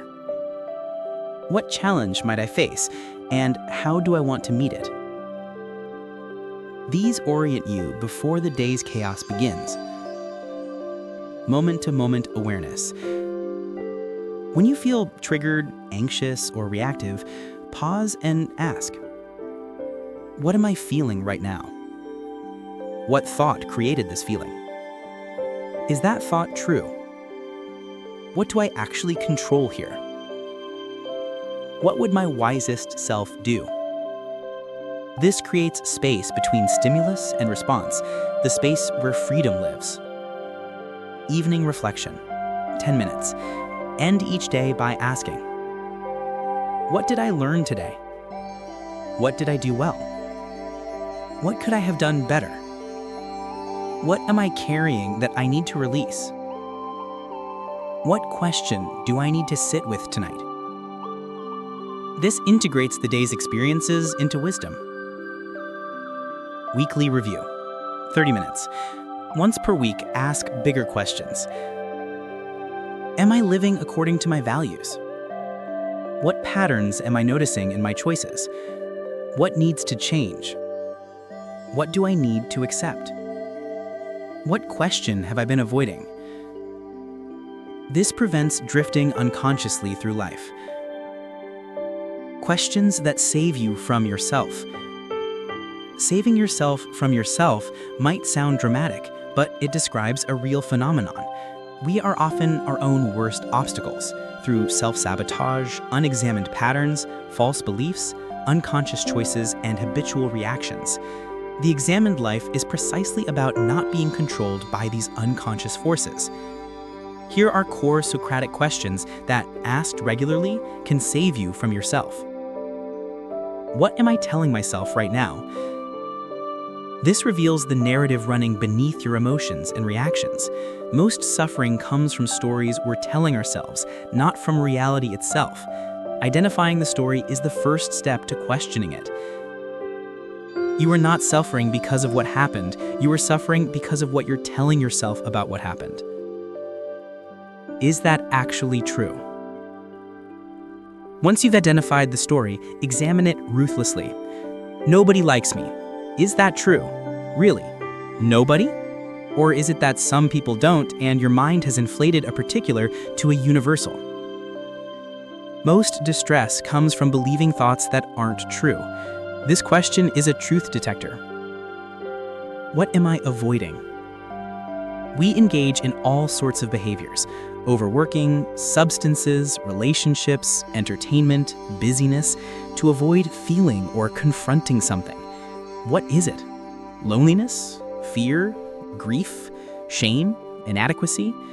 Facing what we're avoiding is often less painful than the energy required to keep avoiding it. What do I actually control here? When worried, anxious, or frustrated, ask what you actually control. Usually, it's less than you think, but it's also enough. You control your response, and that's where your power lies. Stop exhausting yourself trying to control what you can't. Focus your energy on what you can. What would you tell your best friend? We're often far crueler to ourselves than we'd ever be to someone we love.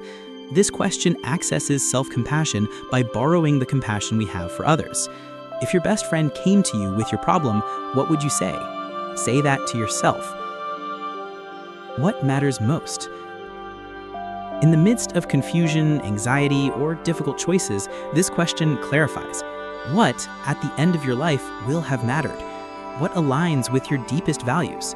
The answer might not make your choice easier, but it will make it clearer. What am I learning?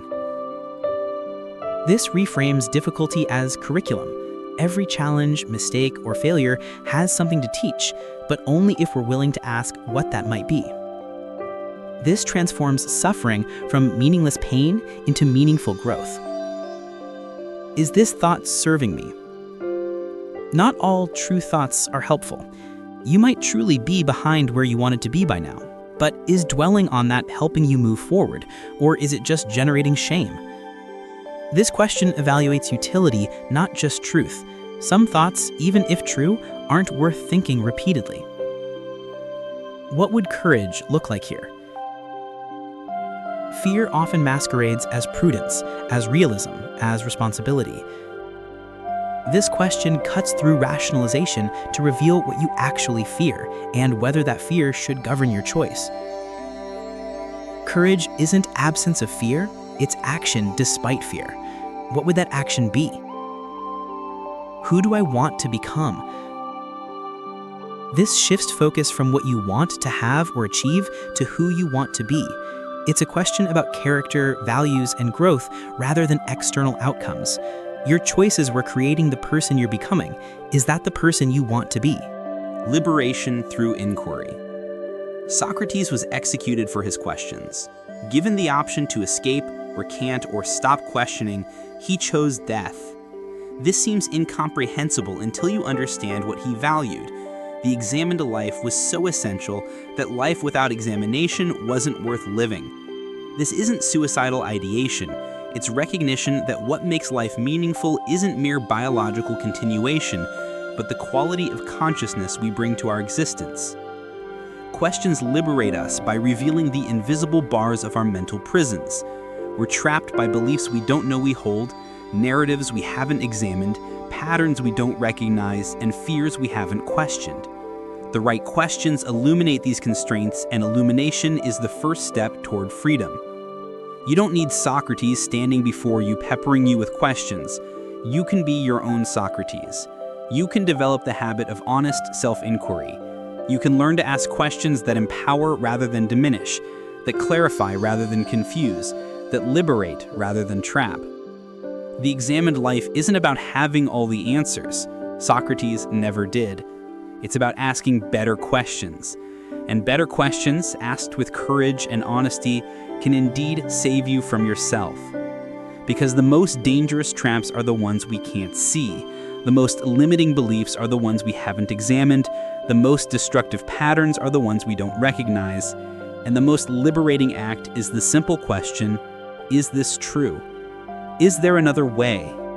What am I not seeing? Ask, question, examine. This is how you free yourself. This is the path Socrates walked. This is the invitation he extends across millennia. Save yourself through inquiry. Liberate yourself through examination. Free yourself through questions. The answers will follow, but first, you must learn to ask. The pain you don't talk about. Socrates on hidden suffering. The silence that surrounds us. Walk down any crowded street and you're surrounded by hidden suffering. The person next to you on the subway might be contemplating suicide. The colleague who seems fine is grieving a parent's decline. The friend who's always joking is battling depression. The partner who appears strong is terrified of abandonment. The neighbor who waves cheerfully is wondering if their life has any meaning. We live in a world where everyone is performing wellness while falling apart inside. We've learned to smile through anxiety, work through grief, and assure everyone we're fine when we're anything but. This silence around suffering isn't accidental, it's enforced by cultural norms, personal shame, fear of judgment, and the terror of being truly seen. This phenomenon isn't new. Socrates lived in ancient Athens, a society with rigid expectations about which emotions could be publicly expressed and which must remain hidden. Men were expected to show courage and stoicism. Vulnerability was weakness.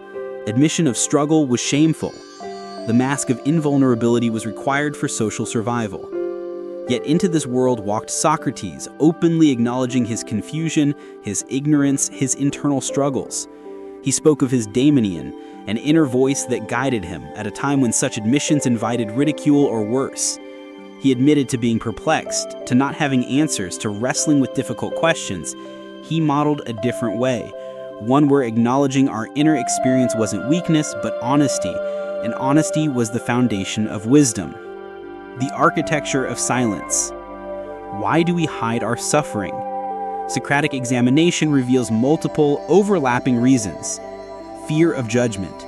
We imagine that if people knew what we were really thinking, feeling, or struggling with, they'd reject us. This fear isn't baseless. Sometimes people do judge, but often we are harsher judges of ourselves than others would be. We project our own self-judgment outward and assume others share our harsh evaluation. Shame. We believe our suffering indicates something wrong with us. If we were stronger, smarter, more virtuous, more spiritual, we wouldn't be struggling. This shame creates a vicious cycle. We suffer, we feel shame about suffering, and the shame intensifies the suffering while also ensuring we hide it. Socrates would question this logic relentlessly. Is strength defined by never struggling? Are the wisest people those who never experience difficulty? Or might genuine wisdom come precisely from wrestling with difficulty honestly? Protection of image.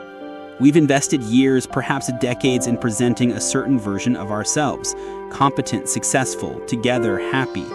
Admitting struggle threatens that carefully maintained image. But what's the cost of maintaining a false image? And which is more valuable, the approval of others based on fiction or authentic connection based on truth? Not wanting to burden others. This sounds noble. I don't want to bother anyone with my problems. But often it's another form of fear. We're afraid that if we share our pain, people will be annoyed, overwhelmed, or will simply leave. So we carry it alone, believing we're being considerate when we're actually being afraid. Socrates would ask, is this really about protecting others or about protecting yourself from possible rejection? And if friends would be burdened by your honesty, what kind of friendship is that? Lack of language. Sometimes we hide suffering because we lack words for it. It's formless, nameless, hard to articulate. How do you tell someone about the grief you feel for a life you never lived? the anxiety that has no specific object, the depression that has no clear cause, the existential emptiness that accompanies even your happiest moments. This linguistic difficulty is real, but Socrates would remind us that philosophy begins precisely here, in the attempt to name what hasn't been named, to articulate what hasn't been spoken, to bring language to experience. Cultural programming. We live in cultures that valorize positivity, productivity, and strength. Suffering is seen as something to overcome quickly, not something to acknowledge openly. Good vibes only isn't just a phrase, it's an imperative. Stay positive. Look on the bright side. Don't be negative. This cultural pressure leaves no room for the full range of human experience. It pathologizes normal human responses to difficulty. It creates the illusion that everyone else is happy, making our own suffering feel like personal failure. The cost of silence. What happens when suffering remains hidden? Socrates would argue that, like all things unexamined, it doesn't simply disappear, it festers, distorts, and manifests in increasingly destructive ways. Isolation. When everyone performs wellness, we each believe we're uniquely broken. We look around and think everyone else has it together, not realizing they're thinking the same thing. This mutual delusion prevents the connection that could actually help. We're lonely together, each imprisoned in private suffering while surrounded by others similarly imprisoned. Intensification. Unspoken pain doesn't diminish, it amplifies. When we can't express suffering, it has nowhere to go. It turns inward, becoming depression. It turns outward, becoming rage. It somatizes, becoming physical illness. The very act of suppressing it requires enormous energy, exhausting us. Repetition. Unexamined suffering doesn't teach us. We can't learn from what we won't look at, so we repeat the patterns that generated the suffering in the first place. The person who won't acknowledge their childhood trauma recreates its dynamics in every relationship. The person who won't admit their addiction can't recover from it. Inauthenticity. When we hide significant parts of our experience, we can't be fully present with others or ourselves. We're always monitoring, filtering, performing. This generates the exhausting feeling of never being able to fully relax, never being genuinely known, never being truly home. Cultural toxicity. When we hide our suffering and perform wellness, we're complicit in a culture that denies the fullness of human experience. We implicitly tell others they should pretend too. We participate in the collective delusion that makes everyone feel isolated and ashamed. The Socratic path to expression. How do we begin to speak about the pain we've been hiding? Socrates would start where he always did, with self-examination. Before we can speak truthfully to others, we must speak truthfully to ourselves. First, name it. Much suffering remains hidden because it remains vague. We know we're not okay, but we haven't articulated what specifically is wrong. This vagueness makes suffering seem overwhelming and unspeakable. Socratic questioning helps. What exactly am I feeling? When did it start? What seems to trigger it? Where in my body do I feel it?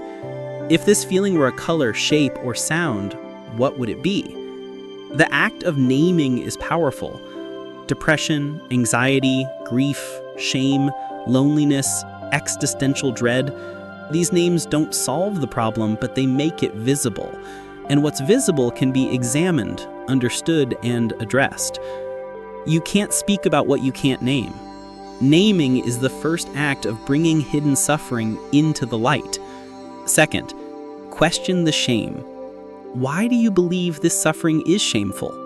Where did that belief come from? Who first told you that feeling this way was unacceptable? Is it actually true that this makes you weak, broken, or unworthy? Or is it possible that this suffering is simply part of being human? Socrates would remind us that the wisest person isn't the one who has it all figured out. The wisest person is the one who knows they don't know, who acknowledges their limitations, who admits their struggles. Strength isn't the absence of difficulty, It's honesty in the midst of it. Third, find the right container. Not all pain needs to be shared with everyone, but all pain needs to be shared with someone. Who in your life can hold space for your suffering without trying to fix it, judge it, minimize it, or make it about themselves? This might be a therapist trained to witness suffering. It might be a trusted friend who's demonstrated their capacity for compassion. It might be a support group of others experiencing similar struggles. It might be a spiritual community that values honesty. It might be a journal, a private conversation with yourself that at least breaks the seal of absolute silence. The container matters less than the act of bringing the hidden into the light. Suffering spoken aloud changes.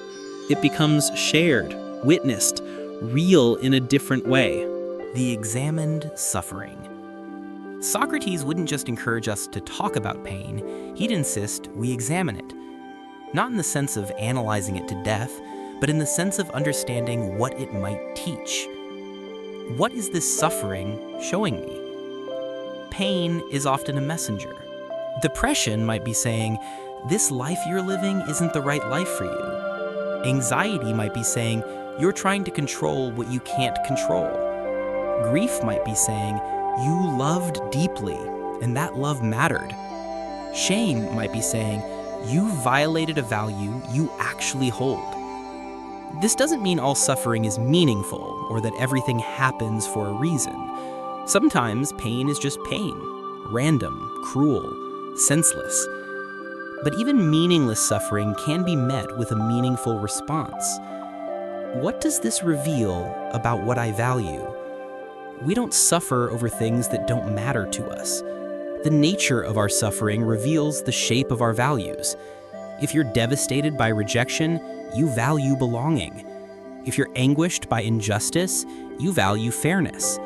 If you're despairing over creative failure, you value expression and meaning. Understanding what your suffering reveals about your values helps you know yourself better and potentially realign your life with those values. What pattern is this part of? Does this suffering feel familiar? Have you been here before? Is this a recurring theme in your life? Understanding patterns helps you address root causes rather than just symptoms. The person who keeps choosing unavailable partners might discover a pattern rooted in childhood attachment.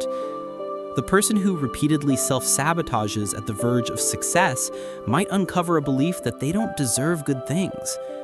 Patterns, once recognized, can be changed. What would wisdom look like here? This is the ultimate Socratic question. Not how do I make this stop hurting, but how do I meet this suffering wisely? Wisdom might mean accepting what can't be changed. It might mean acting to change what can be changed. It might mean seeking help. It might mean sitting patiently with the pain until understanding emerges. The community of suffering. One of the most powerful aspects of speaking hidden suffering is the community it creates. When we're honest about our struggles, we give others permission to be honest about theirs. We create spaces where masks can come off and real connection can occur. Socrates spent his life in dialogue, not monologue, but genuine exchange with others. He believed wisdom emerged through conversation, through the meeting of minds and souls grappling with truth together. This applies to suffering too.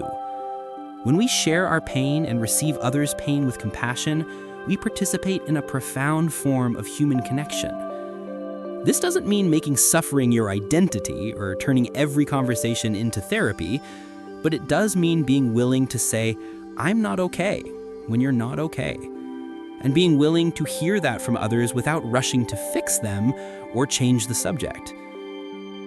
It means recognizing that vulnerability isn't weakness, it's courage. It's the courage to be seen as you are, not as you wish you were or think you should be. The courage to be seen. Speaking about hidden suffering requires courage. The courage to be seen as you actually are. This is terrifying because it risks judgment, rejection, misunderstanding, or having our pain minimized or dismissed. But Socrates would remind us that the alternative is worse. The alternative is a life of performance, of loneliness, of never being truly known. The alternative is carrying unbearable weight alone. The alternative is participating in a culture of silence that harms everyone. Socrates himself demonstrated this courage throughout his life and especially at his death. In the Phaedo, Plato records Socrates' final hours. He's honest about his experience, his sadness at leaving his friends, his uncertainty about what comes next, his physical discomfort as the poison takes effect. He doesn't perform stoic indifference. He's authentically present to his own dying. This is the model, not fearlessness, but honest engagement with fear. Not the absence of suffering, but willingness to acknowledge it. Not perfect mental health, but authentic humanity. The hidden suffering that shapes culture. There's a final dimension to consider: how individual hidden suffering shapes collective culture. When millions of people are suffering in silence, that suffering doesn't disappear. It goes underground, where it does enormous damage. Hidden suffering manifests as political extremism, people in pain looking for enemies to blame. Addiction crises, people medicating unbearable inner states. Suicide epidemics, people seeing no way forward. Social fragmentation, people too overwhelmed to connect. Empathy depletion, people with no capacity left to care. When we speak our suffering, we don't just help ourselves. We help create a culture where honesty is possible, where vulnerability is valued, where people can be human together. This is what Socrates was doing in Athens.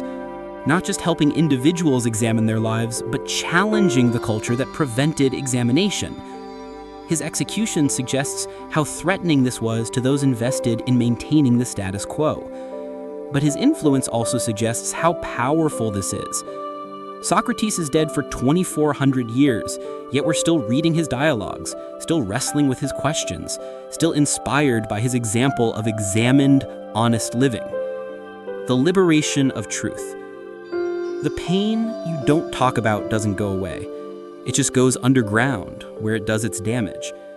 Bringing it into the light through self-examination, honest naming, and courageous sharing doesn't eliminate it, but it does transform your relationship with it. Socrates' final lesson might be this: the truth really does set you free. Not the truth that you're perfectly fine, that's a lie, but the truth of your actual experience, however messy, painful, or complicated. That truth, examined and shared, is the foundation of an authentic life. And an authentic life, even when it includes suffering, is infinitely richer than a performed life of false wellness. Because authenticity is how we find genuine connection.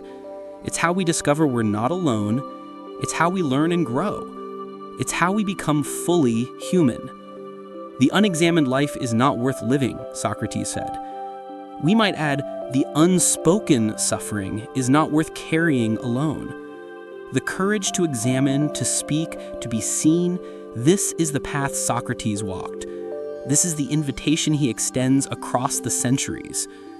Your hidden suffering doesn't make you weak. Your willingness to examine it, name it, and speak it makes you courageous. Your honesty doesn't burden others. It liberates them to be honest too. Your vulnerability doesn't diminish you. It connects you to the full breadth of human experience. The examined life includes examining your pain. The authentic life includes expressing it. The courageous life includes being seen as you are, not as you pretend to be. Socrates died for his commitment to truth. We don't face that choice, but we do face a daily choice. Will we speak our truth or maintain our silence? Will we examine our suffering or let it fester unacknowledged? Will we connect authentically or perform indefinitely? The questions are ancient. The choice is yours. And the freedom, the real, deep, lasting freedom, comes not from hiding your pain, but from finally, courageously bringing it into the light. Why your mind lies more than people do. You're lying in bed at 3 a.m. Tomorrow you have an important meeting. But instead of sleeping, you're rehearsing conversations that haven't happened yet, replaying interactions from 3 years ago, constructing elaborate scenarios where everything goes wrong. Your heart races, your palms sweat, you're fighting battles that exist nowhere except in the electric storm between your ears. Socrates would have understood this perfectly. Though he lived before neuroscience, before psychology, before the concept of anxiety disorders, he grasped something fundamental. Most human suffering doesn't come from reality. It comes from our thoughts about reality. Here's the kicker. Your mind is a compulsive storyteller, and it's not particularly interested in accuracy. It's interested in survival, in maintaining coherence, in protecting your ego. It will lie, distort, exaggerate, and fabricate to achieve these goals. And it does this so seamlessly, so convincingly, that you mistake its narratives for truth.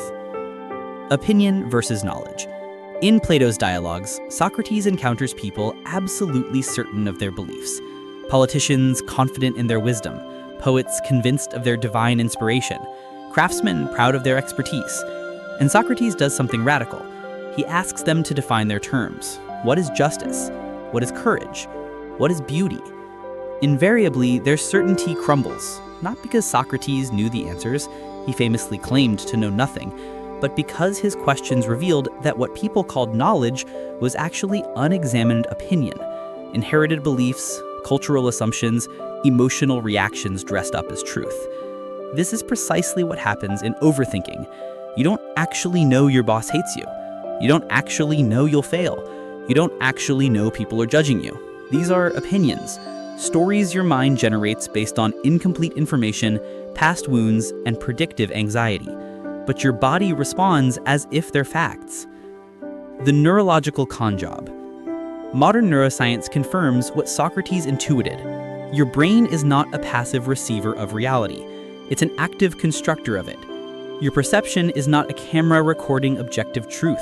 It's a storytelling machine that fills gaps, makes assumptions, and prioritizes threats over accuracy. Consider, you see a friend across the street who doesn't wave back. Your mind instantly generates explanations. They're angry at you. They're snobbing you. You did something wrong at the party last week. Your mood shifts. Maybe your whole day darkens. Then you find out they weren't wearing their glasses and literally couldn't see you. One objective reality, a dozen possible interpretations. Your mind chose the most threatening one and presented it as truth. Why? Because in evolutionary terms, false positives, thinking danger exists when it doesn't, are less costly than false negatives, missing actual danger. Your ancestors who worried too much survived. Your ancestors who were too chill got eaten by lions. But you're not running from lions anymore. You're running from thoughts. The Socratic method applied to mental spirals. When Socrates questioned someone, he wasn't trying to humiliate them or prove them wrong. He was guiding them toward recognizing the difference between assumption and knowledge. You can do this with your own thoughts. Next time you're spiraling, pause. Ask yourself Socratic questions. What do I actually know versus what am I assuming? Not I know my boss is upset. That's interpretation. Perhaps you know my boss used fewer words in their email than usual. That's observation. Everything else is your mind's editorial work. What evidence contradicts this thought? Your mind in anxiety mode engages in what psychologists call confirmation bias. It collects only evidence supporting its fearful narrative while ignoring everything else. Socrates would force you to examine the full picture.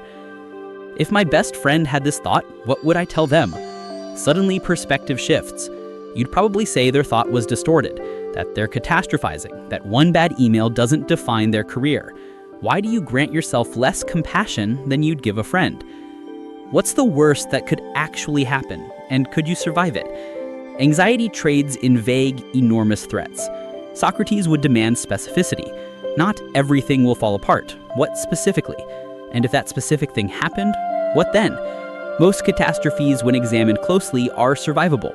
Many are reversible. Some are even growth opportunities in disguise. Reality has no commentary track. Here's something Socrates understood that could save you years of suffering. Reality itself is neutral. It doesn't have an opinion about you. It doesn't judge you, it doesn't condemn you or praise you. It rains. That's reality. This rain ruined my plans and proved the universe hates me. That's commentary. Someone leaves you. That's reality. I'm unlovable and will die alone. That's commentary. You make a mistake. That's reality. I'm worthless and everyone sees through my incompetence. That's commentary. The Stoics, who were deeply influenced by Socratic philosophy, had a practice: separate facts from judgments. Facts are clean, simple, unavoidable. Judgments are additions, interpretations, stories. Most suffering lives in the commentary, not in the reality. The liberation of I don't know. Socrates' greatest wisdom was admitting his ignorance. He knew he didn't know, which made him wiser than those who thought they knew but didn't. There's profound freedom in I don't know. You don't know how this relationship will end. You don't know if you'll succeed or fail. You don't know what people really think of you. You don't know what tomorrow holds. This isn't pessimism. It's liberation from the tyranny of false certainty. Overthinking is often the mind trying to achieve certainty in an uncertain world. It's trying to control the uncontrollable by thinking about it enough. But you can't think your way to certainty. You can only exhaust yourself trying. Socrates would say, stop pretending you know what you don't know. Sit with uncertainty. It's uncomfortable, but it's honest. And from that honest place, actual wisdom can emerge. Your mind as a witness, not a judge. The examined life isn't about stopping thoughts, that's impossible. It's about examining your relationship with thoughts. Instead of believing every thought that passes through your consciousness, you become curious about it. Interesting. My mind is telling me everyone's judging me. Notice how my mind jumps to worst-case scenarios. My mind is trying to protect me by rehearsing confrontations. This is metacognition, thinking about thinking. It creates space between you and your thoughts. You're not your thoughts any more than you're the weather. They're phenomena you observe, not identities you inhabit. Socrates lived this. When sentenced to death, he didn't rage or despair. He examined his situation with the same calm curiosity he applied to everything else. His mind offered thoughts about injustice, fear, anger, and he observed them without being controlled by them. You won't reach that level tomorrow, but you can start today. The next time your mind offers you a story about reality, treat it as a hypothesis rather than a fact. Examine it, question it, and watch how much power it loses when you stop automatically believing it. Real-life wisdom Socrates would teach today. Inscribed at the Temple of Apollo in Delphi were two words: know thyself.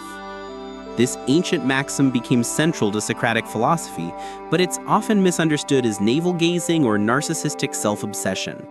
Nothing could be further from the truth. When Socrates said, know thyself, he didn't mean curate your Instagram aesthetic or find your personal brand. He meant something far more radical and uncomfortable. Understand your biases, recognize your ignorance, identify the patterns that govern your behavior, and face the parts of yourself you'd rather ignore. In modern terms, he was talking about the gap between who you think you are and who you actually are. The persona versus the person. You have an idea of yourself. You're kind or ambitious or laid back or intellectual or funny. This self-concept is partially accurate and partially fantasy, a brand you've built, sometimes consciously, often unconsciously, to navigate the social world. But Socrates would ask, how much of this self-concept survives honest examination? How much of your identity is performance? How much is inherited from parents, culture, trauma, or aspirations? Consider how you describe yourself at a party versus how you act when you're alone. Consider the values you claim versus the choices you actually make when no one's watching. Consider who you think you are in relationships versus what your exes might say about you. The distance between these versions, that's the work of knowing thyself. Your triggers are your teachers. In the Socratic tradition, self-knowledge comes through examination, especially examination of moments when you're emotionally activated. Socrates spent his days in the agora, the marketplace, questioning people, and he'd especially focus on moments when they got defensive, angry, or uncomfortable. That's where the truth lived. Today's version, pay attention to what triggers you. Someone makes a joke and you feel wounded for hours. A political opinion enrages you. A friend's success triggers jealousy. Your partner's minor criticism feels like a personal attack. These aren't random reactions. They're portals to self-knowledge. What triggers you reveals what you're protecting. Maybe you're protecting an image of yourself as competent, so any hint of criticism becomes existential. Maybe you're protecting a narrative that you're better than others, so their success threatens your identity. Maybe you're protecting old wounds that never healed, so innocuous comments land on raw nerves. Socrates would sit with you in that moment of trigger and ask, why this? Why now? Why so much emotion for such a small stimulus? And in answering, you'd discover truths about yourself you've been avoiding. The shadow you're carrying. Carl Jung, though he lived millennia after Socrates, articulated something the ancient philosopher understood. You have a shadow self, all the qualities you've rejected, denied, or repressed because they don't fit your self-image. You see yourself as nice, so you deny your capacity for cruelty. You see yourself as strong, so you hide your vulnerability. You see yourself as honest, so you rationalize your small deceptions. But the shadow doesn't disappear just because you ignore it. It leaks out in passive aggression, in projection, seeing in others what you deny in yourself, in self-sabotage. Socrates' method of questioning was designed to illuminate the shadow. By asking people to defend their virtues, he revealed their vices, not to shame them, but to make them whole through awareness. Knowing thyself means meeting your shadow. It means admitting, yes, I'm capable of jealousy. Yes, I can be selfish. Yes, I have hurt people. Yes, I'm sometimes a coward. Not as self-flagellation, but as honest inventory. The ultimate test. Socrates famously said that no one does wrong willingly, that all vice is ignorance. If you truly understood what was good, you'd choose it. This sounds naive until you realize he's talking about something deeper than conscious choice. Ask yourself, what do I say I value? Maybe I say I value health, but do I exercise, eat well, sleep enough, or do I value the idea of health while your actions reveal you value convenience and comfort more? Maybe you say you value relationships, but do you show up consistently, communicate openly, prioritize time with loved ones? Or do you value the concept of connection while your actions reveal you value independence and self-protection more? Your stated values are marketing. Your actions are truth. Know thyself means reconciling this gap, not through guilt, but through honest recognition. Maybe you don't actually value what you think you do. Maybe you value something else entirely, and there's wisdom in admitting it. The stories you tell about your life. You have a narrative about your life. Maybe you're the underdog who overcame adversity. Maybe you're the victim of circumstances beyond your control. Maybe you're the misunderstood genius. Maybe you're the person who sacrifices for others. These narratives aren't necessarily false, but they're incomplete. They emphasize certain facts and omit others. They cast you in particular roles: hero, victim, martyr, rebel. Socrates would interrogate your narrative. He'd ask about the parts you left out. He'd question your interpretations. He'd challenge your role in situations where you claimed powerlessness. This isn't cruelty, it's liberation. Your narrative, while providing coherence and meaning, also limits you. If you're always the victim, you deny your agency. If you're always the helper, you avoid receiving help. If you're always the rebel, you can't build stability. Knowing thyself means questioning your story, not to destroy it, but to see where it serves you and where it imprisons you. Mirrors and magnets. Show Socrates your 5 closest friends, and he'd know you better than your therapist. You attract people who resonate with your energy, values, and unhealed wounds. You attract people who confirm your worldview or challenge you in ways you unconsciously need. The perpetual victim attracts rescuers, and vice versa. The emotionally unavailable person attracts anxiously attached people, and vice versa. The conflict avoidant person attracts those who pick fights. This isn't judgment, it's pattern recognition. Knowing thyself means examining why certain people keep appearing in your life. What are they reflecting back to you? What need are they meeting? What pattern are they perpetuating? If every relationship ends the same way, Socrates would say the common denominator is you, not as blame, but as an invitation to examine your contribution to the pattern. Radical self-honesty.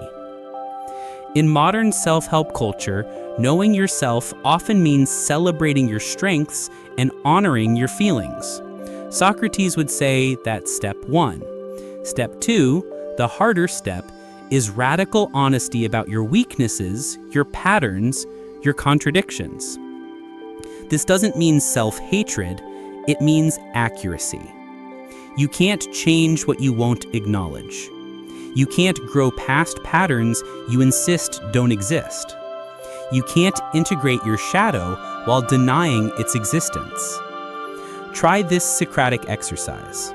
For 1 week, catch yourself in any moment of self-deception.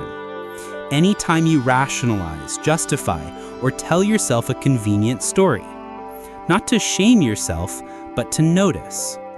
I'm not avoiding that task because it's inefficient. I'm avoiding it because it scares me.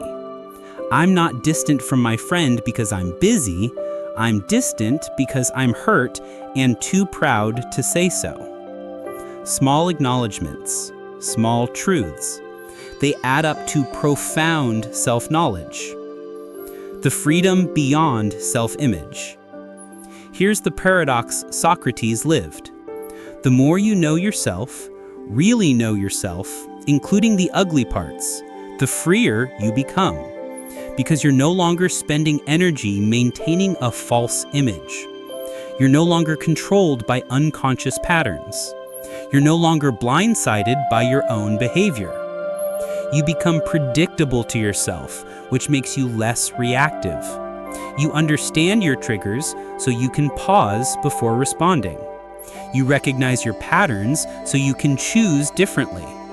You know your values, your real values, not your aspirational ones, so you can align your life accordingly. This is the street version of knowing thyself. Brutal honesty in service of genuine freedom. Not the freedom to do whatever you want, but the freedom to choose consciously rather than being driven by unconscious forces. Socrates died for this principle. He chose death over exile because examining life was what made life worth living. You don't have to go that far, but you can start today, choose one area where you've been lying to yourself, and tell yourself the truth. Then see what becomes possible from that honesty. How self-inquiry turns chaos into clarity. The architecture of confusion. Your life feels chaotic. Too many decisions, too many emotions, too many conflicting desires. You want stability, but crave adventure. You want intimacy, but fear vulnerability. You want success, but resist the work. Your mind feels like a room where 20 radios play different stations simultaneously and you can't find the off switch. This chaos isn't random. It's structured. And Socrates understood that the path from chaos to clarity isn't through acquiring more information, it's through questioning what you think you already know. The power of the fundamental question. Socrates had a superpower. He could take any complex situation and reduce it to a fundamental question, not to oversimplify, but to find the root beneath the tangled branches. You're miserable at your job, anxious about your relationship, worried about money, feeling disconnected from friends. The overwhelm is paralyzing. But Socrates would ask one question that cuts through everything. What do you actually want? Not what you should want, not what you wanted 5 years ago, not what would impress others. What do you, the person you actually are right now, genuinely want? Most people can't answer this. They can tell you what they don't want, what they're afraid of, what they think they should want, but the fundamental question remains unanswered, and that's why everything feels chaotic. The Socratic dialogue with yourself. In Plato's dialogues, Socrates rarely gave answers. He asked questions that forced his conversation partners to clarify, define, and examine their own thinking. The process itself, the dialectic, produced clarity. You can do this with yourself.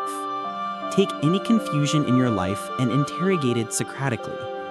Start with the surface problem. I don't know if I should quit my job. Question your terms.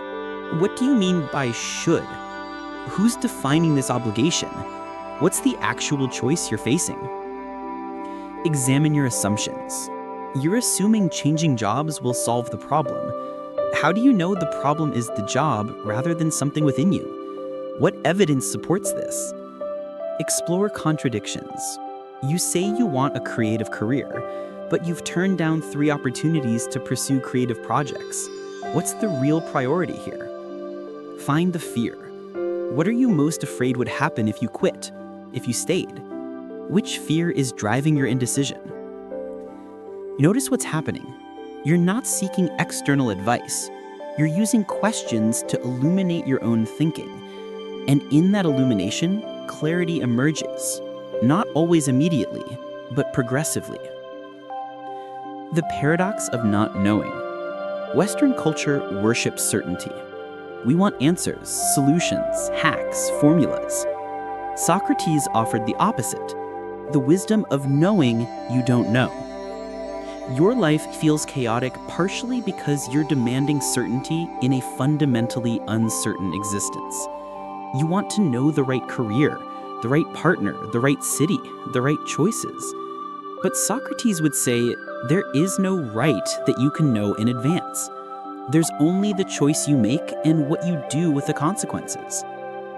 Embracing uncertainty doesn't increase chaos, it reduces it, because you stop exhausting yourself trying to achieve impossible certainty. You stop paralyzed between options, waiting for a clarity that won't come. You make a choice, examine its results, adjust accordingly. This is inquiry in motion. Try, observe, question, adjust, try again. Clarity comes from the process, not from thinking harder before you begin. The Socratic method of organization. One reason your mind feels chaotic is category confusion, mixing different types of problems, emotions, and thoughts without distinction. Socrates was obsessed with definitions, not pedantically, but because clear categories allow clear thinking. When everything's an undifferentiated soup of problems, you can't address anything effectively. Try this. Take everything swirling in your mind and categorize it honestly. Things I can control, my actions, my responses, my choices, my effort. Things I can influence, relationships, some outcomes, my environment to a degree.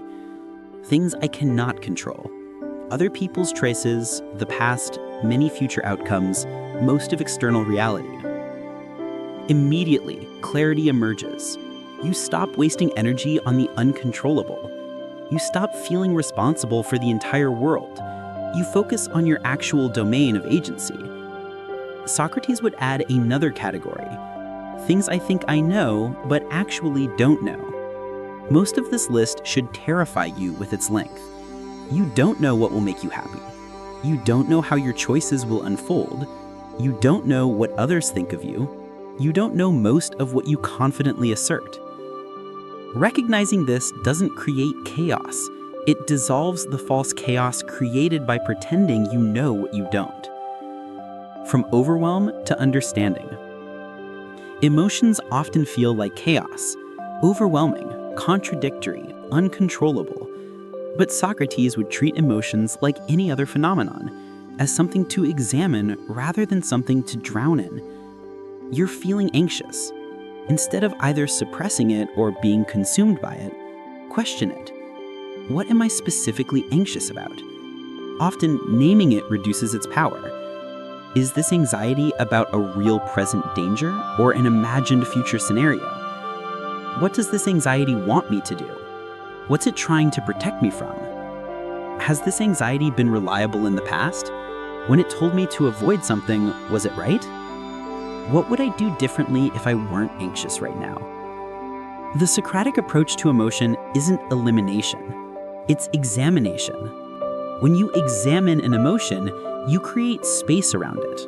It's no longer you, it's something you're experiencing. And from that space, you can respond rather than react. The clarity of subtraction. Modern life solves problems through addition. More information, more options, more strategies, more tools. Socrates solved problems through subtraction, eliminating false beliefs, eliminating bad reasoning, stripping away what wasn't essential. Your life feels chaotic partially because you're carrying too much, too many obligations you don't want, relationships that drain you, possessions that require maintenance, activities that don't align with your values, beliefs you inherited but never examined. Clarity comes not from adding more, but from removing what doesn't belong. Socrates owned almost nothing. He needed almost nothing. Not because he was anti-material, but because he understood that every possession, every commitment, every belief is a weight, and clarity requires reducing weight to essentials. Ask yourself, what can I remove from my life that would create more space than emptiness? What am I doing out of obligation rather than genuine choice? What beliefs am I carrying that I didn't consciously choose? Clarity through subtraction. When everything points the same direction, ultimate clarity comes from integration. When your values, choices, relationships, and daily actions all point in roughly the same direction. This doesn't mean perfection. It means coherence. Socrates lived this. His philosophy wasn't separate from his life. It was his life. He didn't teach courage while living timidly. He didn't preach honesty while deceiving. His death was the final expression of his philosophy. He chose death over compromising his principles. You don't need that level of integrity to experience clarity, and please don't die for philosophical principles in an age of lawyers. But you can examine, where is my life contradicting itself? Where do my actions betray my values? Where am I splitting myself between incompatible commitments?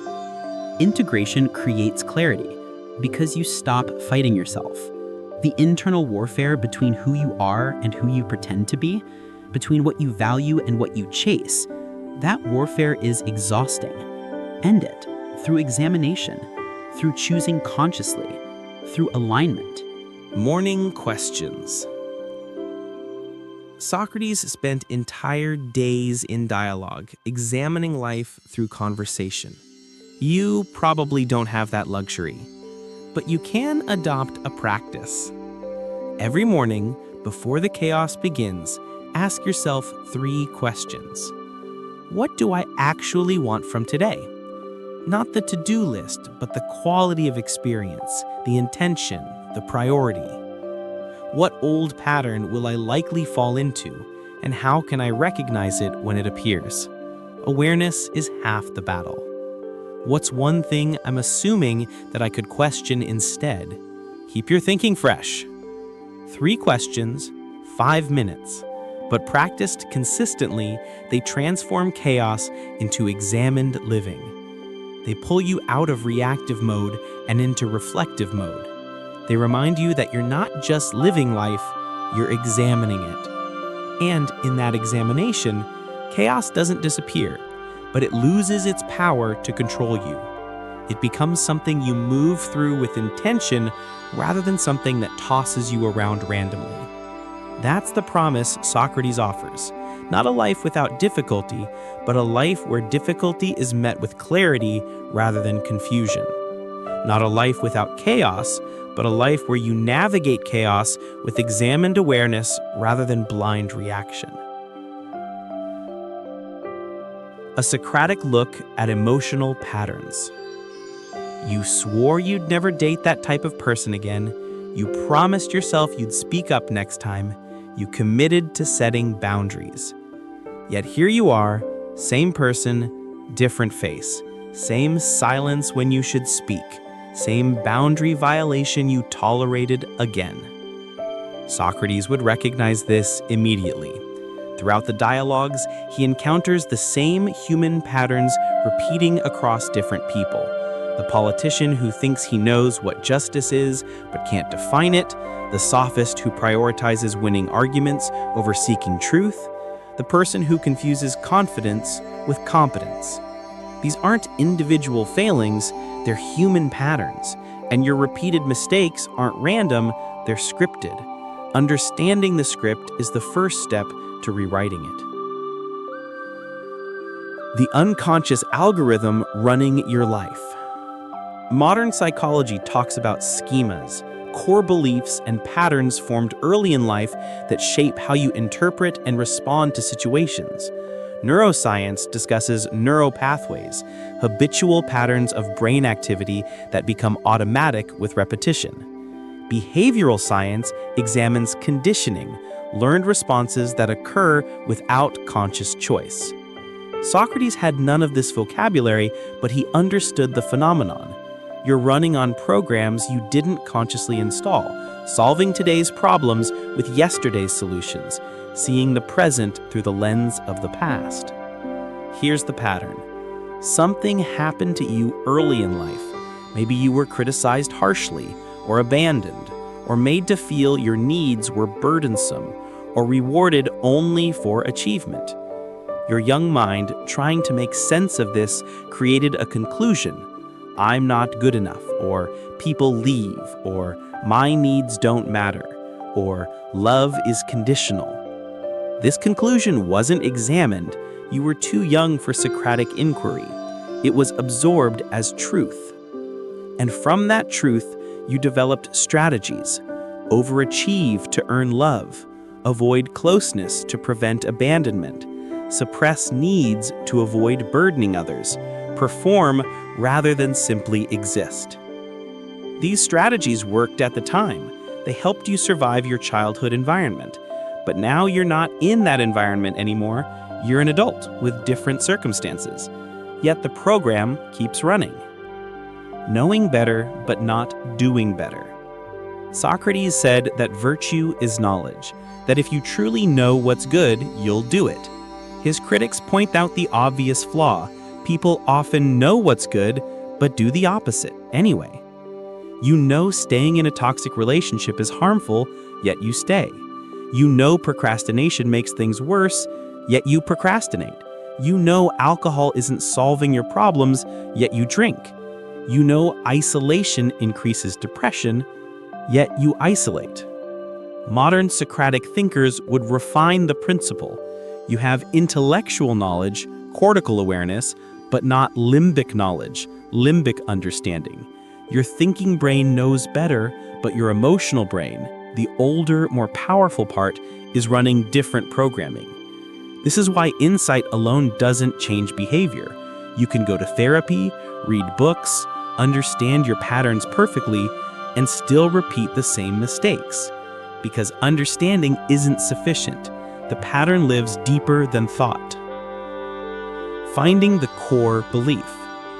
Socrates would guide you through questions to uncover the belief beneath the behavior. Let's walk through it. Pattern. You repeatedly choose partners who are emotionally unavailable. Socratic question 1. What do these people have in common?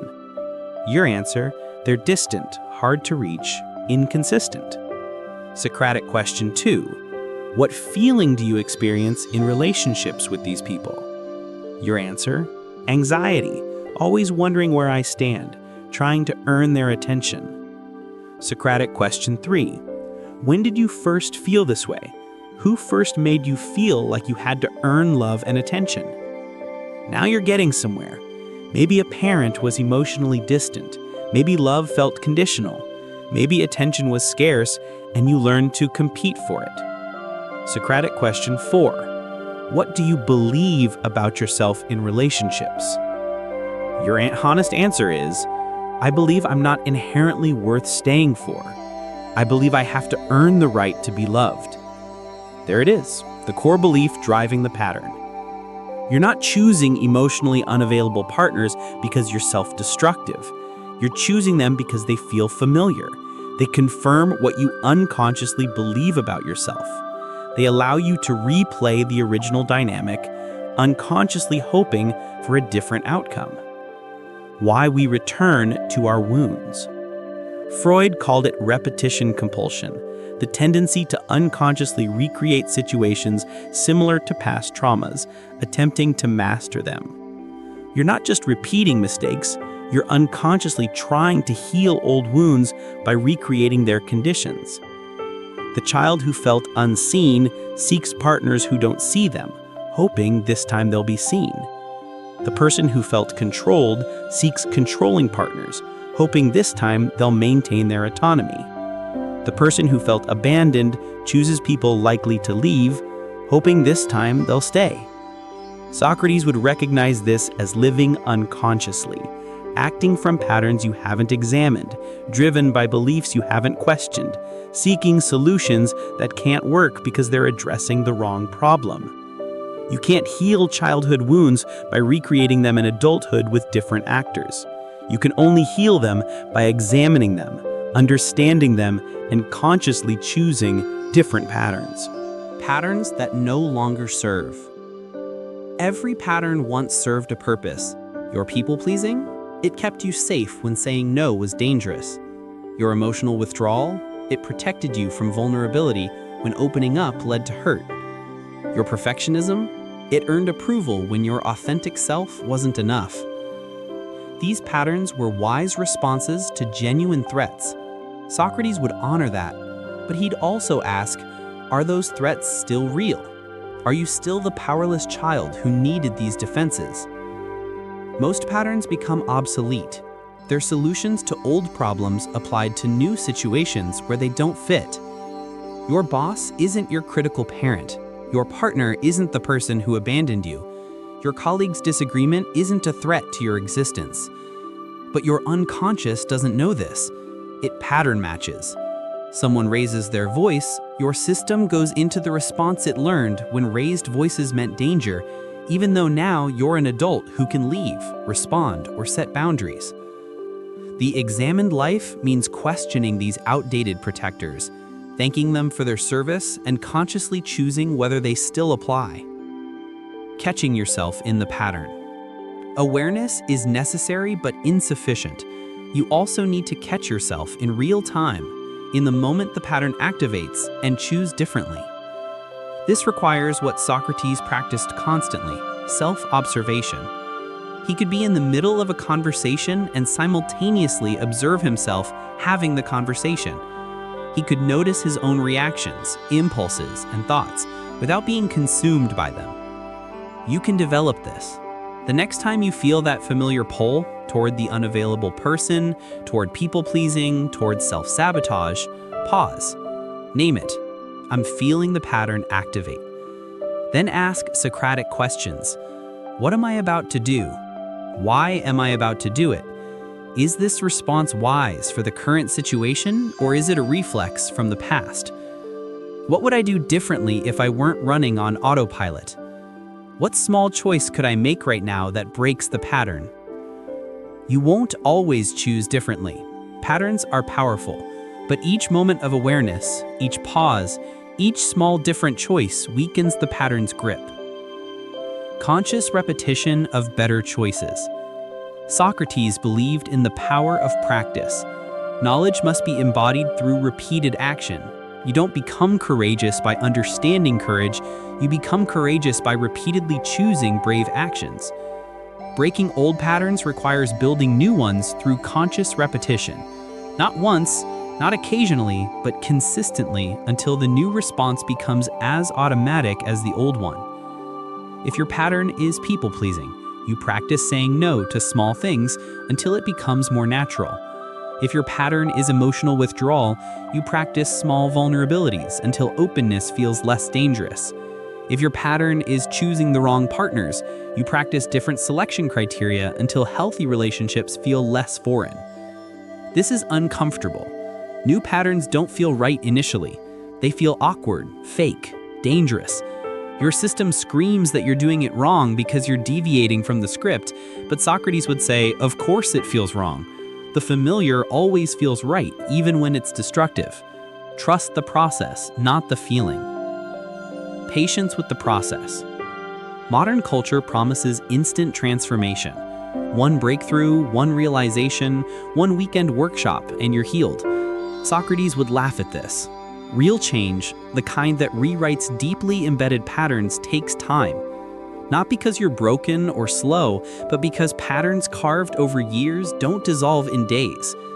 Neural pathways built through thousands of repetitions need thousands of counter-repetitions to rewire. Emotional responses conditioned over decades need consistent new experiences to recondition. Socrates spent his entire life examining his life, not because he was particularly damaged, but because consciousness is a practice, not a destination. You don't figure yourself out and then coast. You examine, adjust, practice, repeat. Be patient with yourself. Celebrate small deviations from the pattern. Notice when you caught yourself, even if you still made the old choice. Awareness precedes change. Today you notice after the fact. Next month you notice during. Eventually you notice before and choose differently. Freedom through examination. Socrates never promised happiness. He never guaranteed success. He offered something deeper. Freedom from unconscious living. Freedom from being controlled by patterns you didn't choose. Freedom to respond to life as it actually is, rather than as your past programmed you to see it. This is why he called the unexamined life not worth living. Not because life must be perfect, but because an unexamined life isn't truly yours. It's a collection of inherited beliefs, conditioned responses, and unconscious patterns running on autopilot. Your repeated mistakes aren't character flaws. They're invitations to examine the programs running your life. Each repetition is another opportunity to notice, question, understand, and choose differently. Will you take it? That's the Socratic question. Not why do I keep doing this, but now that I understand why, what will I choose next time? The tyranny of the self-referential mind. Someone cuts you off in traffic. They must think you're insignificant. A friend doesn't text back. They're probably mad at you. Your boss is in a bad mood. You must have done something wrong. A stranger doesn't smile. They're judging you. Your post gets fewer likes than usual. People are losing interest in you. Notice the pattern? Everything becomes about you. The entire universe gets filtered through the question, what does this mean about me? Socrates would recognize this immediately as a failure of perspective. Not because you're narcissistic, but because you're trapped in what philosophers call egocentrism, the inability to see beyond your own reference point. You're not the center of the universe, but your mind can't help experiencing you as the center of your universe. This self-referential thinking creates enormous suffering, because now everything moons you, everything threatens you, everything requires your emotional response. You're exhausted from taking personally things that were never about you at all. Other people are the center of their worlds. Here's what Socrates understood that could save you years of unnecessary pain. Other people aren't thinking about you nearly as much as you think they are. Not because they don't care, but because they're the protagonists of their own stories, just like you're the protagonist of yours. That person who cut you off in traffic, they're rushing to the hospital, or distracted by their own problems, or just bad at driving. Their existence barely registered. They weren't making a statement about your worth. They were navigating their own experience. Your friend who didn't text back, they're dealing with their own anxiety, or overwhelmed with work, or forgot, or their mental health is struggling. Their silence isn't a commentary on you, it's a reflection of their internal state. Your boss's bad mood? Probably about the quarterly reports, or their own boss, or their marriage, or their migraine. You're a minor character in their story that day, not the cause of their emotional weather. This isn't pessimistic, it's liberating. You're not responsible for managing everyone's reactions to you. You're not the cause of most negativity directed your way. Most of what you take personally was never personal at all. Examining your interpretations. When you feel hurt by someone's behavior, Socrates would ask you to examine your interpretation. What exactly happened? Just the facts, no interpretation. My colleague didn't laugh at my joke during the meeting. What did you make it mean? Your interpretation. They think I'm not funny. They don't respect me. I embarrassed myself. What other explanations exist? Alternative interpretations. They were distracted. They didn't hear it. They're stressed about their own presentation. The joke wasn't to their taste but says nothing about me. They were focused on something else entirely. Which interpretation causes you suffering? The personal one. Which interpretation is most likely true? Usually not the personal one. What evidence do you have for your interpretation versus the alternatives? Usually very little. This examination reveals something crucial. You're not reacting to what happened. You're reacting to what you decided it meant. And you have more control over meaning making than you realize. Why you're wrong about why people do things. Social psychologists discovered something Socrates intuitively knew. We judge ourselves by our intentions and others by their actions. When you mess up, you have context. You were tired, stressed, distracted, dealing with things. When others mess up, you see only the action. They were rude, careless, disrespectful. This is called the fundamental attribution error, and it's why you take things so personally. You attribute other people's negative behaviors to their character, like they're inconsiderate, while attributing your own negative behaviors to circumstances, like I was having a bad day. But Socrates would flip this. Extend to others the same charitable interpretation you extend to yourself.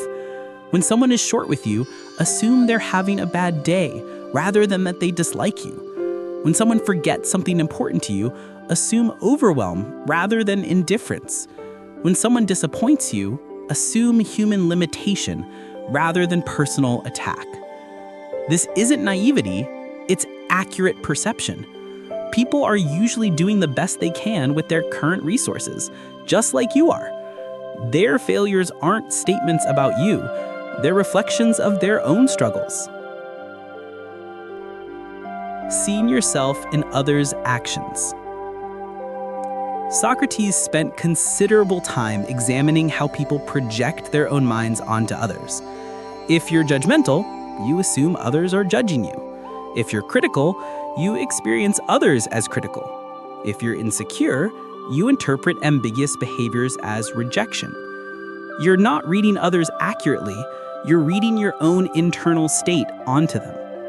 The person who takes everything personally is often the person who thinks personally about others. The person who assumes the worst is often the person with harsh self-talk. The person who feels constantly judged is often deeply self-judging. This is why Socratic self-examination is crucial. When you understand your own patterns of thought, you stop attributing them to others. You recognize that's my anxiety speaking, not their actual intention. That's my insecurity interpreting, not their real message. That's my past wound activating, not their present action. The ultimate non-personal response. Socrates was sentenced to death by Athens, the city he loved, the people he'd spent his life trying to help. If anyone had reason to take something personally, it was him. His own community condemned him for corrupting the youth and impiety, charges that were essentially, "We don't like your questions." His response? He didn't rage against Athens. He didn't proclaim their injustice. He didn't see their verdict as a statement about his worth. Instead, he examined their reasoning, found it flawed but understood their fear, and accepted the consequence with equanimity. Even in facing death, Socrates didn't take it personally. He understood that people act from their own understanding, their own fears, their own limitations. The jury wasn't making a statement about him. They were protecting themselves from discomfort with questioning and uncertainty. If Socrates could face execution without taking it personally, you can probably handle that text that went unanswered. The pause before personalization. Here's a Socratic practice that will transform your relationships and your inner peace. When you feel that familiar pang of, they're mad at me, or they think I'm stupid, or they don't care about me, pause. In that pause, ask yourself, am I certain this is about me, or am I making it about me? What would explain their behavior that has nothing to do with me? If I assumed positive intent, what would I think instead? Am I projecting my own thoughts, fears onto them? Does this matter as much as my emotional reaction suggests? This pause is where freedom lives. Not in changing others' behavior, but in changing your automatic interpretation of it. Not in controlling their actions, but in controlling your meaning-making about their actions. The boundary between self-respect and personalization. Socrates wasn't a doormat. He didn't accept mistreatment in the name of not taking things personally. There's a crucial distinction between taking things personally, they didn't invite me to the meeting because they don't value me, interpretation based on self-reference. Recognizing actual mistreatment, I'm consistently excluded from decisions that affect my work. Observation of pattern requiring boundary. Not taking things personally doesn't mean accepting everything. It means distinguishing between your interpretation of events, usually over-personalized, the actual events, usually less personal than interpreted, and genuine patterns that require response, sometimes actually about you. Socrates questioned authority, challenged power, and set boundaries, but he did so from clarity, not from a wounded ego. He responded to actual injustice, not to perceived slights. He defended principles, not his self-image. The freedom of insignificance. Here's the paradox. Realizing you are not the center of everyone's universe is profoundly freeing. You're just one person, living your life, making your choices, having your impact, same as everyone else. Most people's behavior toward you reflects them, not you. This doesn't diminish your worth, it contextualizes it. You matter to the people who genuinely know and love you. You have impact in your spheres of influence. You're significant in important ways. But you're not so significant that every stranger's facial expression, every colleague's tone, every friend's distraction, every partner's mood is about you. That's exhausting narcissism masquerading as low self-esteem. Socrates found freedom in knowing he was one human among many, asking questions, seeking truth, living examined. His significance came from his choices, not from others' opinions of him. When Athens turned against him, his worth didn't change, only their perception did. And their perception was about them, not him. Internal versus external validation. The more you take things personally, the more you've outsourced your worth to others. Every reaction becomes a referendum on your value. Every opinion becomes a verdict on your existence. You've made yourself hostage to other people's moods, thoughts, and behaviors. Socrates modeled something different: internal validation. He knew his intentions. He examined his actions. He held himself to his standards. What others thought was interesting data, but it wasn't determinative. This is the examined life's greatest gift. You become less reactive because you're less dependent, not because you don't care what others think, but because you've done the work to know yourself. You've examined your values, your motivations, your behaviors. You've separated your worth from others' perceptions. When someone criticizes you, you can examine whether it's valid without your entire sense of self collapsing. When someone rejects you, you can acknowledge the pain without making it mean you're unlovable. When someone misunderstands you, you can clarify without needing them to see you perfectly. This is true confidence, not thinking you're perfect, but knowing yourself well enough that others' perceptions don't define you. 3 reminders. Each morning, Socrates might remind himself, today people will act from their own understanding, not their understanding of me. Most things aren't about you. I will distinguish between what happens and what I make it mean. Interpretation is choice. My worth is not determined by others' reactions to me. Internal validation over external validation. These 3 simple reminders could save you from hours of unnecessary suffering, rumination, and wounded feelings, not because others' opinions don't matter at all, but because they matter in proportion. They inform, they don't define.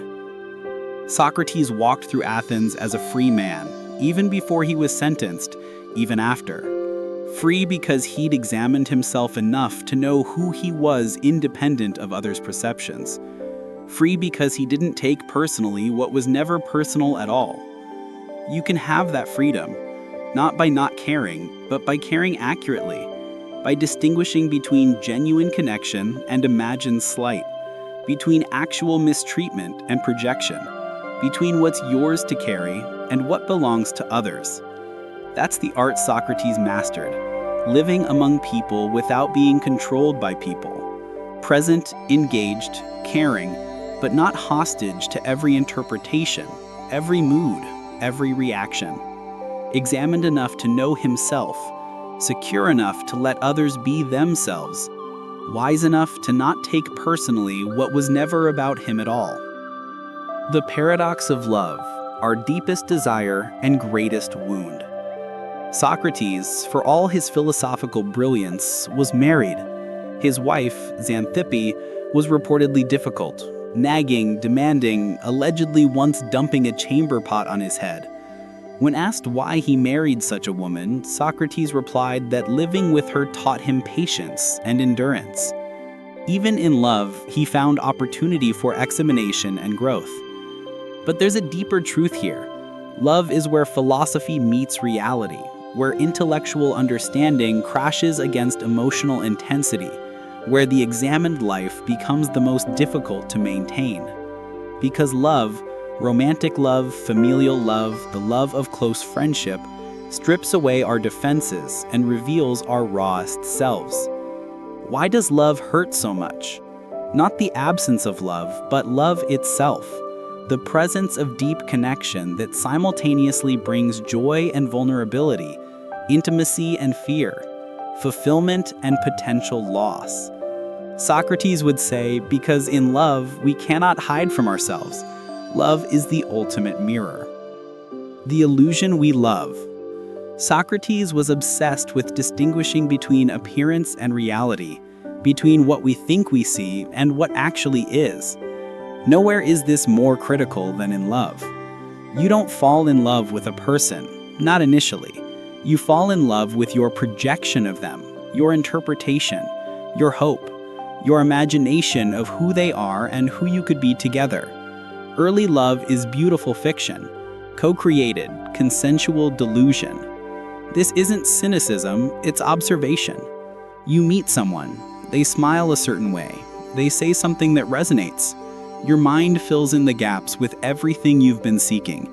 Finally, someone who understands you, who will love you rightly, who will fill the emptiness you've carried. But you barely know them. What you know is your projection. What you love is your hope. What you've attached to is your desire reflected back. Socrates would ask, can you define this person you claim to love? Not who you hope they are, not who they remind you of, not who you need them to be. Who are they actually? Most people can't answer honestly, and this is the first reason love hurts. You fall in love with an illusion, then reality slowly, painfully reveals itself. The fear beneath the fantasy. If you examine your heart honestly, truly examine it, Socratically, without mercy or self-deception, you'll find something uncomfortable. Much of what you call love is actually fear dressed in attractive clothing. Fear of being alone, fear of missing out, fear of your own emptiness, fear of not being chosen, fear that this is your last chance, fear that you're unlovable unless someone loves you, fear of the void you feel when you're not romantically pursued. Socrates would say, this isn't love, it's need. And need, masquerading as love, creates tremendous suffering. Real love, mature, examined love, comes from fullness, not emptiness. It's the overflow of a person who is already whole, choosing to share their life with another whole person. It's not completing each other. You're not incomplete. It's not finding your other half. You're not half a person. It's two complete individuals choosing intentional connection. But that's not the love most people experience initially. Most early love is fear-based attachment. I need you to validate me, to make me feel worthy, to fill my emptiness, to prove I'm lovable, to distract me from my own unexamined inner life. This is why love hurts. You're not actually connecting with another person.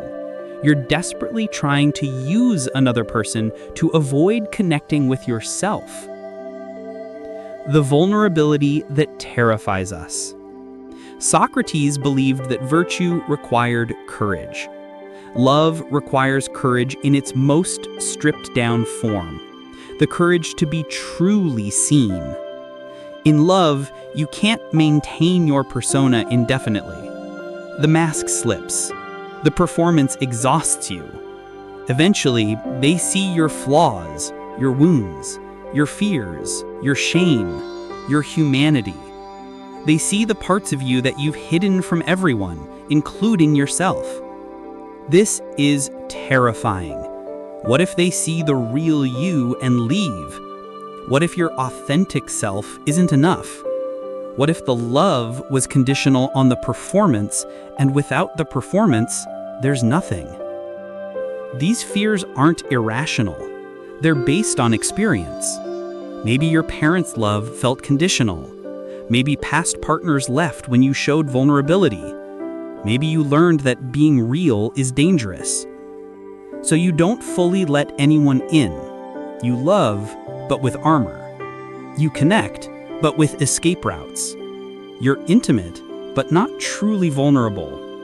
You show them a curated version, vulnerable enough to seem authentic, guarded enough to stay safe. Socrates would identify this immediately. You're suffering from the pain of pseudo-intimacy. Close enough to crave more, distant enough to feel alone.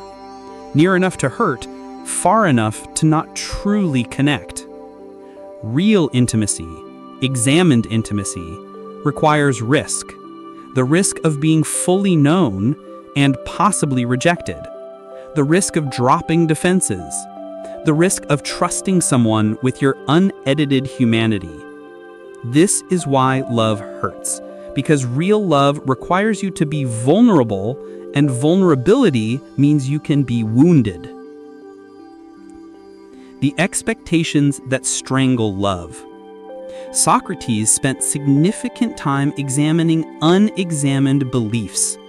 In love, these become expectations, usually unconscious, always powerful, frequently destructive. You expect your partner to read your mind, to know what you need without you saying it, to love you the way you want to be loved without you teaching them how, to complete you, fulfill you, heal your wounds, make you feel worthy, prove your lovability, and never trigger your insecurities. These expectations are impossible. They're not even fair, but you hold them anyway, usually unconsciously, inherited from movies, songs, cultural narratives, and childhood fantasies about what love should be. When your partner inevitably fails to meet these unnamed, often unknown expectations, you feel betrayed. They don't love you enough. They're not trying. They don't see you. They don't care. But Socrates would ask, did you clearly communicate these expectations? Have you examined whether they're reasonable? Are you expecting this person to fulfill roles they never agreed to? Are you making them responsible for your emotional well-being? The examined heart recognizes much of the pain in love comes from the gap between unexpressed expectations and reality. Your partner isn't failing you, they're simply being human while you're holding them to an unstated, often unreasonable standard. The wound that seeks healing in the wrong place. Here's what Socrates understood about human psychology. We don't just choose partners, we choose healing opportunities. Unconsciously, we're attracted to people who wound us in familiar ways because our psyche believes that if we can get this person to love us differently, we'll heal the original wound. Your father was emotionally distant, so you choose distant partners, hoping this time you'll be worthy enough for them to open up, finally proving you're lovable. Your mother was critical, so you choose critical partners, hoping this time you'll be perfect enough to earn approval, finally proving you're good enough. Your first love abandoned you, so you choose people likely to leave, hoping this time you'll be worth staying for, finally proving you're not too much. This is brilliant in theory, using new relationships to heal old wounds. But it doesn't work, because you're trying to get someone else to fix something only you can heal. You're outsourcing your self-worth to people who are also wounded, also seeking healing, also ill-equipped to save you. Socrates would say, examine your attractions. Why this person? Why this pattern? What are you hoping they'll heal? And once you see it, recognize that healing must come from within, not from finally earning the love you desperately seek from someone who resembles your original wound. This is painful recognition. Love can't heal you. It can support your healing, witness your healing, celebrate your healing. But the healing itself? That's internal work, examined work, Socratic work. The death of the fantasy. Every long-term relationship includes a mourning process that most people don't acknowledge, mourning the fantasy version of your partner. In the beginning, they were possibility. They could have been anyone. Your projection filled in the gaps with perfection. But over time, reality emerges. They have flaws you didn't see, limitations you didn't expect, differences you didn't anticipate. They're not who you imagined. They're who they actually are. This requires grief. You must mourn the fantasy to love the reality. You must let die the person you hoped they'd be to embrace the person they are. Many relationships end here. People can't complete the mourning process. They resent their partner for not being the fantasy. They withdraw, criticize, or leave, seeking someone new who can temporarily hold the projection again. But Socrates would ask, is it their failure that they're not your fantasy? Or is it your failure to love what's real rather than what you imagined? The examined heart learns to love reality, imperfect, limited, human reality. Not settling, not compromising your needs, but seeing clearly and choosing consciously. Loving the actual person, not the hoped-for version. This is mature love. It hurts differently than fantasy love, not the sharp pain of unmet expectations, but the tender ache of accepting imperfection, including your own. When love activates your wounds. Socrates believed that philosophy should lead to self-knowledge. Intimate relationships force self-knowledge whether you want it or not, because proximity triggers everything you haven't examined. Your partner forgets to call, triggers your abandonment wound. They need space, triggers your worthiness wound. They criticize something small, triggers your shame wound. They succeed while you struggle, triggers your inadequacy wound. You don't react to what's happening, you react to old wounds being activated. You're not angry about the dishes, you're angry because you feel unseen. And being unseen was your childhood normal. You're not hurt by their tone, you're hurt because criticism meant conditional love. And conditional love was your early experience. This is why intimate love hurts so much. It's archaeology. Every layer of connection digs deeper into your unexamined wounds. Your partner becomes the excavator, often unintentionally, often just by being themselves. The unexamined response: blame your partner. They're triggering you, therefore they're the problem. If they'd just change, you'd be fine. The Socratic response: examine what's being triggered. Your partner didn't create this wound, they activated it. The wound was there, waiting, unhealed. This is information. This is opportunity. Every trigger is an invitation to examine: why this? Why now? Why so much emotion for the stimulus? What old pain is being touched? This doesn't excuse genuinely harmful behavior, but it separates past from present, old wounds from new experiences, your partner from your parents. Staying versus leaving. Socrates faced death with one question: is it better to live unjustly or die justly? In relationships, the question is different but equally crucial. Is it better to stay and be unhappy or leave and face the unknown? Many people stay in relationships not from love, but from fear. Fear of being alone, fear of starting over, fear of hurting someone, fear of admitting failure, fear of the unknown, fear that they won't find anyone better, fear that the problem is them and they'll recreate it with anyone. Others leave relationships not from wisdom, but from avoidance. Avoiding conflict, avoiding intimacy, avoiding the work of real connection, avoiding self-examination by blaming the relationship.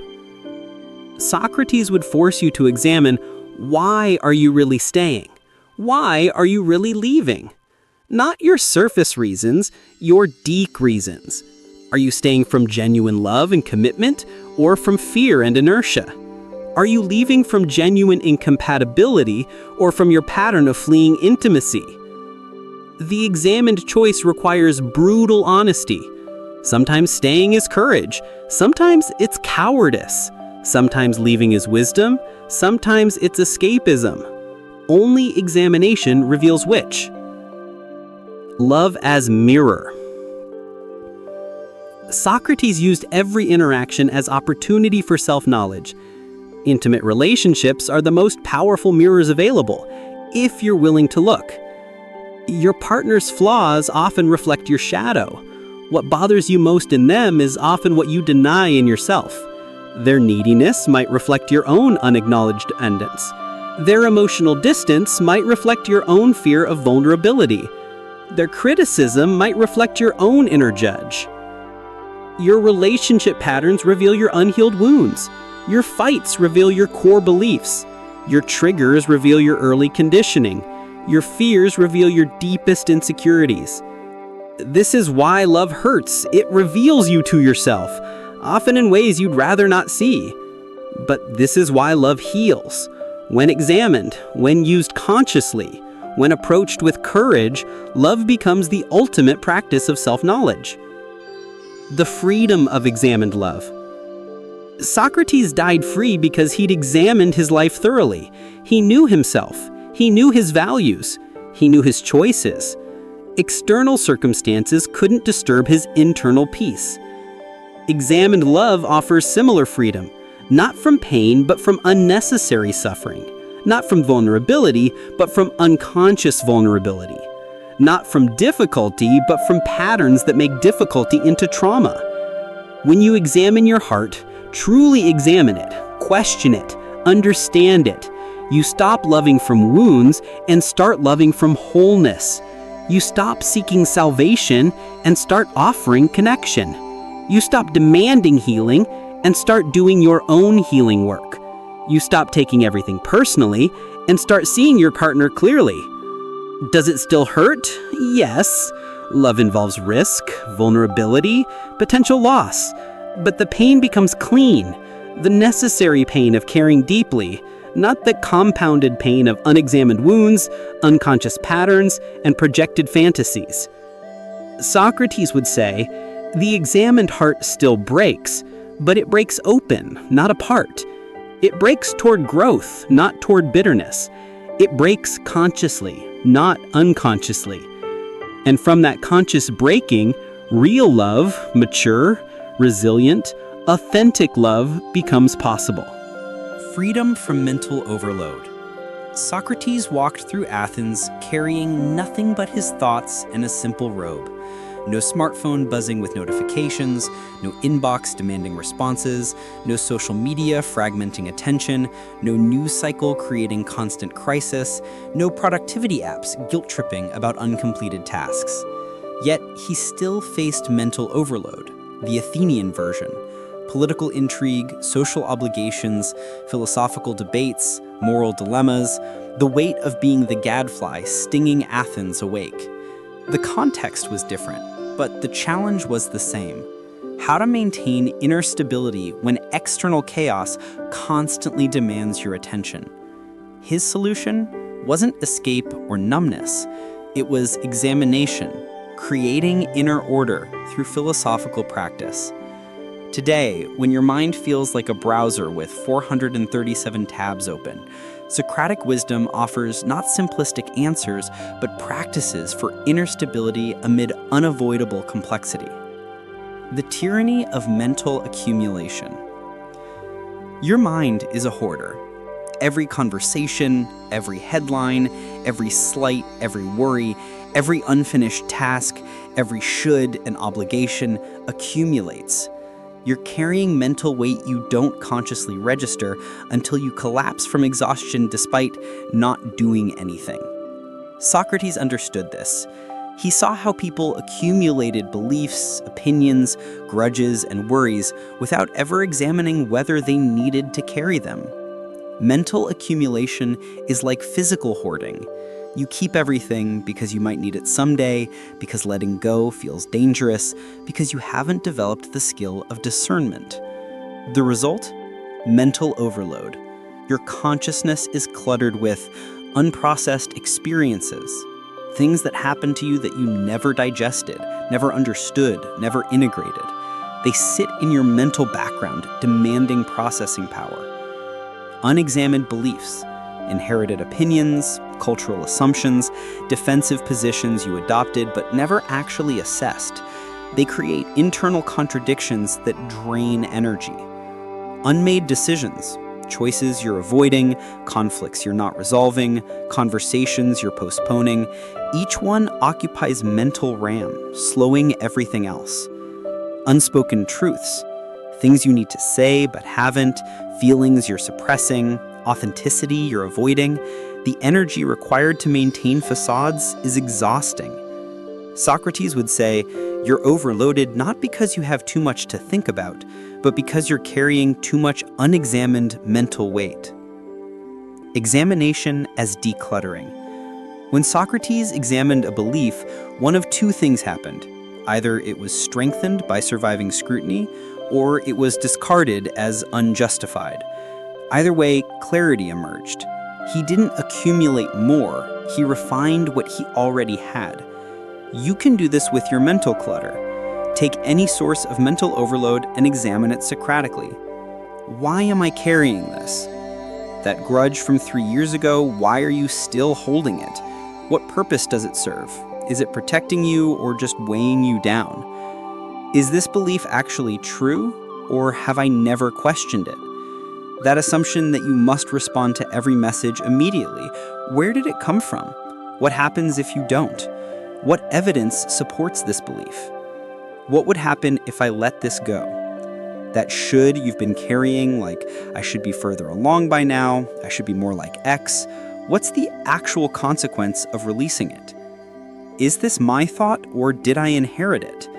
That political opinion, that career expectation, that definition of success, did you consciously choose it, or did you absorb it from family, culture, or peer pressure? Most of what you're carrying doesn't survive Socratic examination. It's dead weight. Beliefs you don't actually hold, obligations you don't actually have, worries that serve no protective function, thoughts that aren't even yours. Examination declutters. It doesn't add more to think about. It removes what doesn't need to be thought about at all. The principle of essential thinking. Socrates lived by a principle that terrifies modern productivity culture. Do less, think deeper. He didn't try to know everything or engage with everything. He focused on fundamental questions. What is justice? What is virtue? How should one live? Everything else was distraction. Today, you're told to stay informed, stay connected, stay productive, stay engaged, multitask, optimize, maximize. Your attention is the resource everyone wants, and you're hemorrhaging it in 1,000 directions. Socrates would ask, what is actually essential? Not what feels urgent. Most urgent things aren't important. Not what others demand. Most demands are optional. Not what's trending. Trends are distractions by definition. What's essential to living the life you actually want to live? For most people, the essential list is short.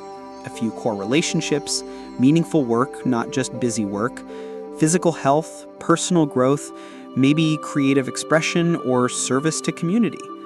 Everything else? Optional. Not bad necessarily, but optional. And optional things become mental overload when you treat them as mandatory. The Socratic practice: identify your essentials, then ruthlessly question everything else. Does this commitment serve an essential? Does this worry connect to an essential? Does this information improve your ability to live well? If not, why are you carrying it? Quality over quantity. Socrates was selective about his inputs. He didn't attend every public speech or engage with every traveling sophist. He chose his conversations carefully, seeking depth over breadth. Your attention is your life. Where you place it determines what you experience and who you become. Yet, you probably consume more information before breakfast than Socrates did in a week. This creates overload not just from volume but from fragmentation. Your attention never settles long enough to digest anything. You graze on information like junk food, quick hits, no nourishment, always hungry for more. The Socratic attention diet. Depth over breadth. Read one book thoroughly rather than 10 superficially. Have one deep conversation rather than 20 shallow exchanges. Master one skill rather than dabbling in many. Primary sources over commentary. Socrates distrusted secondhand information. He wanted to talk to the person, not hear about them. Today, encounter ideas directly, not through outrage tweets or summary threads. Timeless over timely. Most news is noise. Dramatic but inconsequential. Focus on what remains true across time. Human nature, fundamental principles, wisdom traditions. These compound. News expires. Creation over consumption. Socrates didn't just consume philosophy, he practiced it. You're overloaded partially because you're only consuming, never creating. Creation processes experience, consumption accumulates it.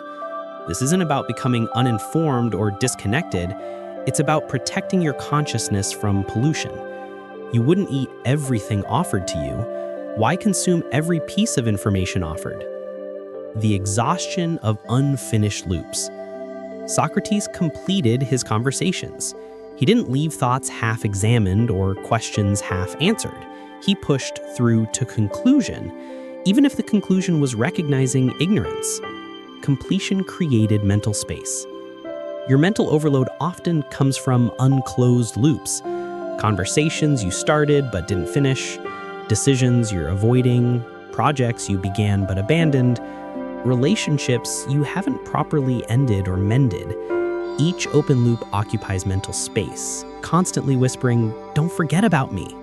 Psychologists call this the Zeigarnik effect.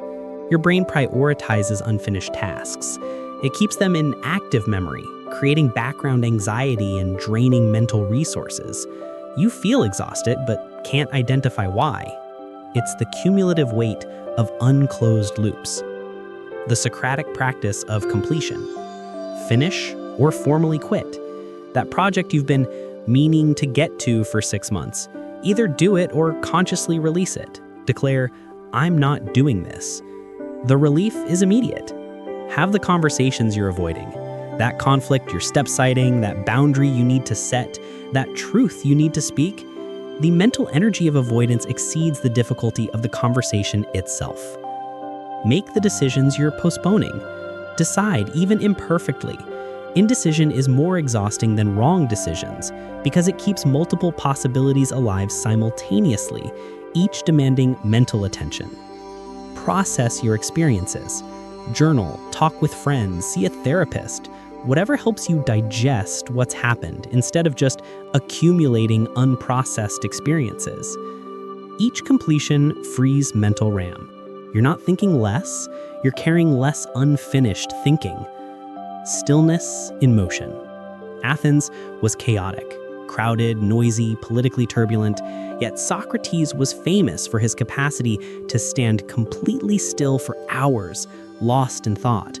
Once during a military campaign, he stood frozen in contemplation from dawn until the next dawn, unmoving. This wasn't trance or dissociation. It was the practice of internal stillness, the ability to withdraw from external chaos into examined thought, not escape, but recalibration. You need this practice desperately. Your life is motion, scrolling, responding, doing, achieving, consuming. Even your rest is often passive consumption, TV, social media, rather than genuine stillness. Without stillness, you never process, you never integrate, you never digest your experiences. You're just accumulating more, faster, always. The modern Socratic pause. Morning stillness before input, before checking your phone, before news, before demands. Sit with your own thoughts. 5 minutes, just you and your consciousness. What's actually present in your mind before the world crowds in? Transitional pauses. Between meetings, between tasks, between roles, work to home. Pause. 60 seconds of nothing. Let the previous thing complete before the next thing begins. Weekly examination. Socrates examined daily, but even an hour weekly transforms mental clarity. Review the week. What happened? What did I learn? What patterns emerged? What needs attention? Digital Sabbaths. Regular periods of genuine disconnection. Not scrolling less, but not scrolling at all. Let your nervous system remember what stillness feels like. This feels impossible until you try it. Then you realize the world doesn't end. Most urgency is manufactured, and the mental clarity that emerges from stillness exceeds the productivity lost from constant motion. Stability amid chaos. Stoic philosophy, deeply influenced by Socrates, spoke of the inner citadel, a part of yourself that remains untouched by external chaos, not through denial or suppression, but through examined understanding. Socrates demonstrated this constantly. Political upheaval, social condemnation, eventually execution, his inner stability never wavered, not because he was unaffected, but because he'd built an internal foundation that external circumstances couldn't shake. You can build this too, not quickly, not easily, but progressively. Know your principles. What do you actually stand for? Not aspirational values, but the principles you're willing to suffer for. When external chaos increases, principles provide internal stability. Separate your worth from outcomes. You're not your achievements, your failures, your productivity, or others' opinions. When you know this, really know it through examination, volatility decreases. Accept what you cannot control. The Socratic serenity prayer. I can control my choices, my responses, my character. I cannot control outcomes, other people, or most of reality. Peace comes from this distinction. Practice voluntary discomfort. Socrates walked barefoot, owned nothing, faced hardship willingly, not masochistically, but to prove to himself that comfort wasn't necessary for stability. You can do scaled versions, cold showers, fasting, digital fasts, discomfort practices. They build resilience. The inner fortress doesn't prevent mental overload, but it provides a stable foundation from which to manage it. You're not tossed by every wave, you're anchored. The paradox of simplicity through depth. Modern advice says simplify your life. Fewer commitments, more no's, digital minimalism, capsule wardrobes. This helps, but it's insufficient because you can simplify your external life while maintaining a cluttered internal life. And internal clutter is the real problem. Socrates showed a different path, simplicity through depth. He had one focus, examining life, and everything else organized around that center. Not because he eliminated everything, but because clarity of purpose naturally eliminated what didn't serve. You're overloaded partially because you have no clear center. You're trying to do everything, be everything, satisfy everyone. Each new opportunity or obligation gets added without anything being subtracted. No organizing principle exists to say this fits, this doesn't. The Socratic practice. Find your one thing. Not your job, but your organizing principle. The question that matters most, the contribution you want to make, the person you're becoming, the examined life you're building. From that center, everything else becomes simpler, not because you do less necessarily, but because you do only what aligns. Opportunities that don't serve your center get declined easily. Information that doesn't support your center gets ignored naturally. Relationships that don't connect to your center get deprioritized clearly. This isn't selfishness, it's integrity. It's living a coherent life rather than a fragmented one. And coherence creates stability. The practice of mental hygiene. Socrates examined his thoughts daily, not occasionally when crisis hit, but as a regular practice, like brushing teeth, maintenance, not emergency intervention. You need mental hygiene practices, daily routines that process accumulation before it becomes overload. Morning pages. Write 3 pages of whatever's in your mind, unfiltered, unedited. Dumps the mental clutter onto paper, freeing space for the day. Evening review. 5 minutes before sleep. What happened today? What do I need to remember? What can I release? Prevents the accumulation of unprocessed days. Weekly examination. Deeper review. What patterns am I noticing? What needs attention? What should I continue or change? Catches patterns before they become problems. Monthly inventory. Bigger picture. Am I living according to my principles? Are my commitments serving me? What needs adjustment? It prevents drift. These practices feel like additional things to do, more overload, but they're actually maintenance that prevents overload. Like changing oil in your car. Takes time, saves engine. The freedom of I don't know. Socrates' greatest wisdom was admitting ignorance.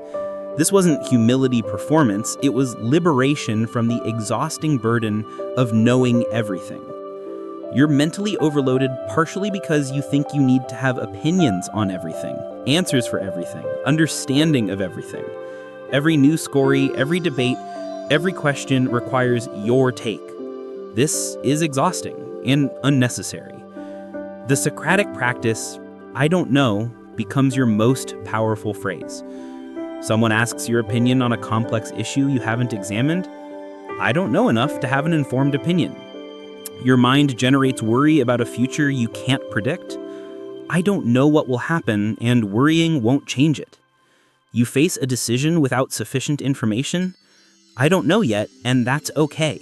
I'll decide when I have what I need. This isn't intellectual laziness, it's intellectual honesty. It's the difference between actual knowledge, examined justified belief, and opinion, inherited unexamined reaction.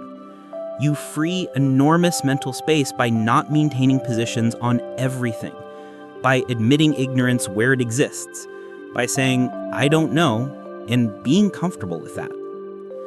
The examined life as mental liberation. Socrates promised that the examined life was worth living. What he didn't emphasize enough, the examined life is also lighter, clearer, more stable than the unexamined life. Because exhumation reveals what's yours to carry, your responsibilities, your growth, what's not yours to carry, others' opinions, inherited beliefs, manufactured urgency, what matters, the essential, what doesn't, everything else. This distinction, more than any productivity hack or minimalism trend, creates freedom from mental overload. The unexamined life accumulates everything. The examined life carries only what serves, not through forced discipline or white-knuckled willpower, but through clear seeing. When you examine something honestly and recognize it doesn't serve you, letting it go becomes natural. The daily Socratic check-in. End each day with 3 Socratic questions. What did I carry today that wasn't mine to carry? Others' emotions, manufactured urgency, inherited shoulds. What loop did I leave open that I could close? Unfinished conversations, avoided decisions, unprocessed experiences. What did I accumulate today that I don't need? New worries, new opinions, new commitments. 3 questions, 5 minutes, but practiced daily, they prevent the accumulation that creates overload. You don't need to empty your mind or achieve Zen mastery. You just need to process faster than you accumulate, to examine regularly rather than crisis manage occasionally, to maintain mental hygiene as consistently as physical hygiene. Stability through examination. Socrates walked to his execution with complete calm. He'd examined his life thoroughly, understood his choices, accepted the consequences. External chaos, even death, couldn't disturb his internal stability. You won't achieve that level of equanimity tomorrow, maybe not ever, but you can move toward it, more examined, less overloaded, more stable, less reactive, more clear, less cluttered. Not through adding more practices, reading more books, or optimizing harder, through the simple, ancient practice Socrates demonstrated daily. Examine your life, question your assumptions, carry only what serves, let go of everything else. The examined life isn't about perfection, it's about consciousness. And consciousness, examined, practiced, daily consciousness, is what transforms mental overload into manageable clarity, external chaos into internal stability, and exhausting complexity into examined simplicity. The ancient practice, the timeless challenge. Socrates died 2,400 years ago. The technology has changed, the pace has accelerated, the complexity has multiplied, but the fundamental human challenges remain identical. We overthink reality and suffer from thoughts rather than circumstances. We avoid knowing ourselves, then wonder why life feels inauthentic. We seek clarity through accumulation when we need it through examination. We repeat patterns unconsciously, then blame circumstances for predictable results. We take everything personally, exhausting ourselves with imagined slights. We suffer in love, using relationships to avoid rather than facilitate self-knowledge. We feel overwhelmed, not from having too much to do, but from carrying too much unexamined mental weight. Socrates understood this, not theoretically, but practically. He lived his philosophy daily, in the marketplace, with real people facing real challenges. And his solution wasn't complex. Examine your life, question your assumptions, know yourself, live consciously. The modern resistance to examination. Why don't we do this? If the path is simple and the benefits clear, what stops us? Examination is uncomfortable. It reveals things we'd rather not see about ourselves, our choices, our patterns. It's easier to stay distracted than to face what examination reveals. Examination requires time. In a culture that worships productivity, sitting with your thoughts seems wasteful. But Socrates would say, what's more wasteful than living an unexamined life? Examination challenges certainty. We want answers. Examination offers questions. We want to be right. Examination reveals our ignorance. This threatens our ego and our comfortable narratives. Examination demands honesty, not the curated honesty of social media, but brutal internal honesty about who you actually are versus who you pretend to be. Most people can't sustain this level of honesty. Examination threatens the status quo. Once you examine your life honestly, you can't pretend anymore. You have to change or consciously accept what you're choosing. Both options are harder than remaining unconscious. These resistances are real. Socrates faced them too, and Athens killed him for refusing to stop questioning. You won't be executed for examining your life, but you'll face internal resistance and social pressure to remain unconscious. Starting today. You don't need to become a philosopher. You don't need to read Plato's dialogues or master ancient Greek. You need to start examining your life today in small ways. Choose one pattern to examine this week. Just one, not your whole life. One pattern you keep repeating. Ask yourself, why this? Where did it start? Does it still serve me? What would happen if I chose differently? Practice one Socratic pause daily. Before reacting, before deciding, before speaking, pause. Ask yourself, is this true? Is this helpful? Is this mine to carry? Is this who I want to be? Question one belief this month, something you've always assumed, never examined. Where did it come from? What evidence supports it? What would change if you released it? Complete one open loop this week. Have the conversation, make the decision, finish the project, or consciously quit. Close one loop and feel the mental space it creates. Spend 1 hour weekly in examined stillness, not consuming, not producing, examining. What happened this week? What patterns emerged? What needs attention? What can I learn? These aren't grand transformations. They're small practices, but practiced consistently, they accumulate into an examined life. From unconscious to conscious living. The examined life doesn't eliminate problems, pain, or complexity. Socrates still faced betrayal, poverty, and execution. But he faced them consciously from a place of inner stability and clear understanding. This is what examination offers, not an easy life, but a conscious one. Not freedom from difficulty, but freedom from unnecessary suffering. Not certainty, but clarity. Not perfection, but authenticity. Not answers, but better questions. You transform from reactive to responsive, stimulus no longer controls you, victim to agent. You recognize your choices and power, fragmented to integrated. Your life aligns with your values, driven by fear to guided by wisdom. Conscious choice replaces unconscious compulsion. Exhausted by performance to grounded in authenticity. You stop pretending. Controlled by patterns to aware of patterns. Consciousness creates choice. Overloaded to clear. Examination declutters. This is the promise of the examined life. Not perfection, but progression. Not arrival, but practice. Not final answers, but ongoing examination. The legacy, passing it forward. Socrates never wrote anything because he believed philosophy was meant to be lived, not read. He taught through conversation, through relationship, through example. His legacy survived because his students, especially Plato, shared what they learned. You have the same opportunity. The examined life isn't just for you, it radiates. When you live more consciously, the people around you feel it. When you respond instead of react, you create space for others to do the same. When you question instead of assume, you invite others into deeper thinking.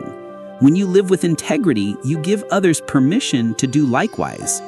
Your examination of your own life becomes an invitation for others to examine their lives, not through preaching or judgment, but through example, through being more present, more authentic, more conscious. This is how Socrates' influence has lasted 2,400 years, not through books, but through people choosing to live examined lives and inspiring others to do the same. The final Socratic question. Socrates ended many dialogues not with answers but with questions, inviting continued examination. So let's end here. Given everything you've read, given all you know about your own life, given the patterns you recognize and the changes you desire, what will you examine first? Not someday, not when things settle down, not when you have more time, today, this week. What's the first thing you'll examine? The first pattern you'll question, the first loop you'll close, the first belief you'll challenge. Because here's the truth Socrates lived and died for. The unexamined life isn't worth living. Not because unexamined lives are immoral or worthless, but because they're not truly yours. They're collections of inherited beliefs, unconscious patterns, and reactions to circumstance. The examined life, messy, imperfect, ongoing, is the only life that's fully yours. The only life where you're conscious, choosing, growing, free. Socrates chose death over abandoning the examined life. You don't have to go that far, but you do have to start. So what will you examine first? The answer to that question is where your examined life begins. A note from the ancient street corner to your modern chaos. Socrates would probably smile at the idea of his wisdom being captured in 12,000 words. He'd remind you that knowing about the examined life isn't the same as living it, that reading this isn't the same as practicing it, that understanding these concepts isn't the same as applying them. He'd ask you uncomfortable questions about the gap between what you now know and what you'll actually do. He'd challenge your excuses. He'd question your assumptions about why you can't start today. But he'd also recognize your genuine desire for a more conscious, examined life. He'd honor the courage it takes to even consider questioning everything you've assumed. He'd acknowledge that you're here, reading this, which means some part of you already knows there's another way to live. The examined life awaits, not as destination, but as daily practice, not as perfection, but as consciousness, not as arrival, but as ongoing inquiry. Will you answer the call? The question itself and your honest answer to it is where examination begins.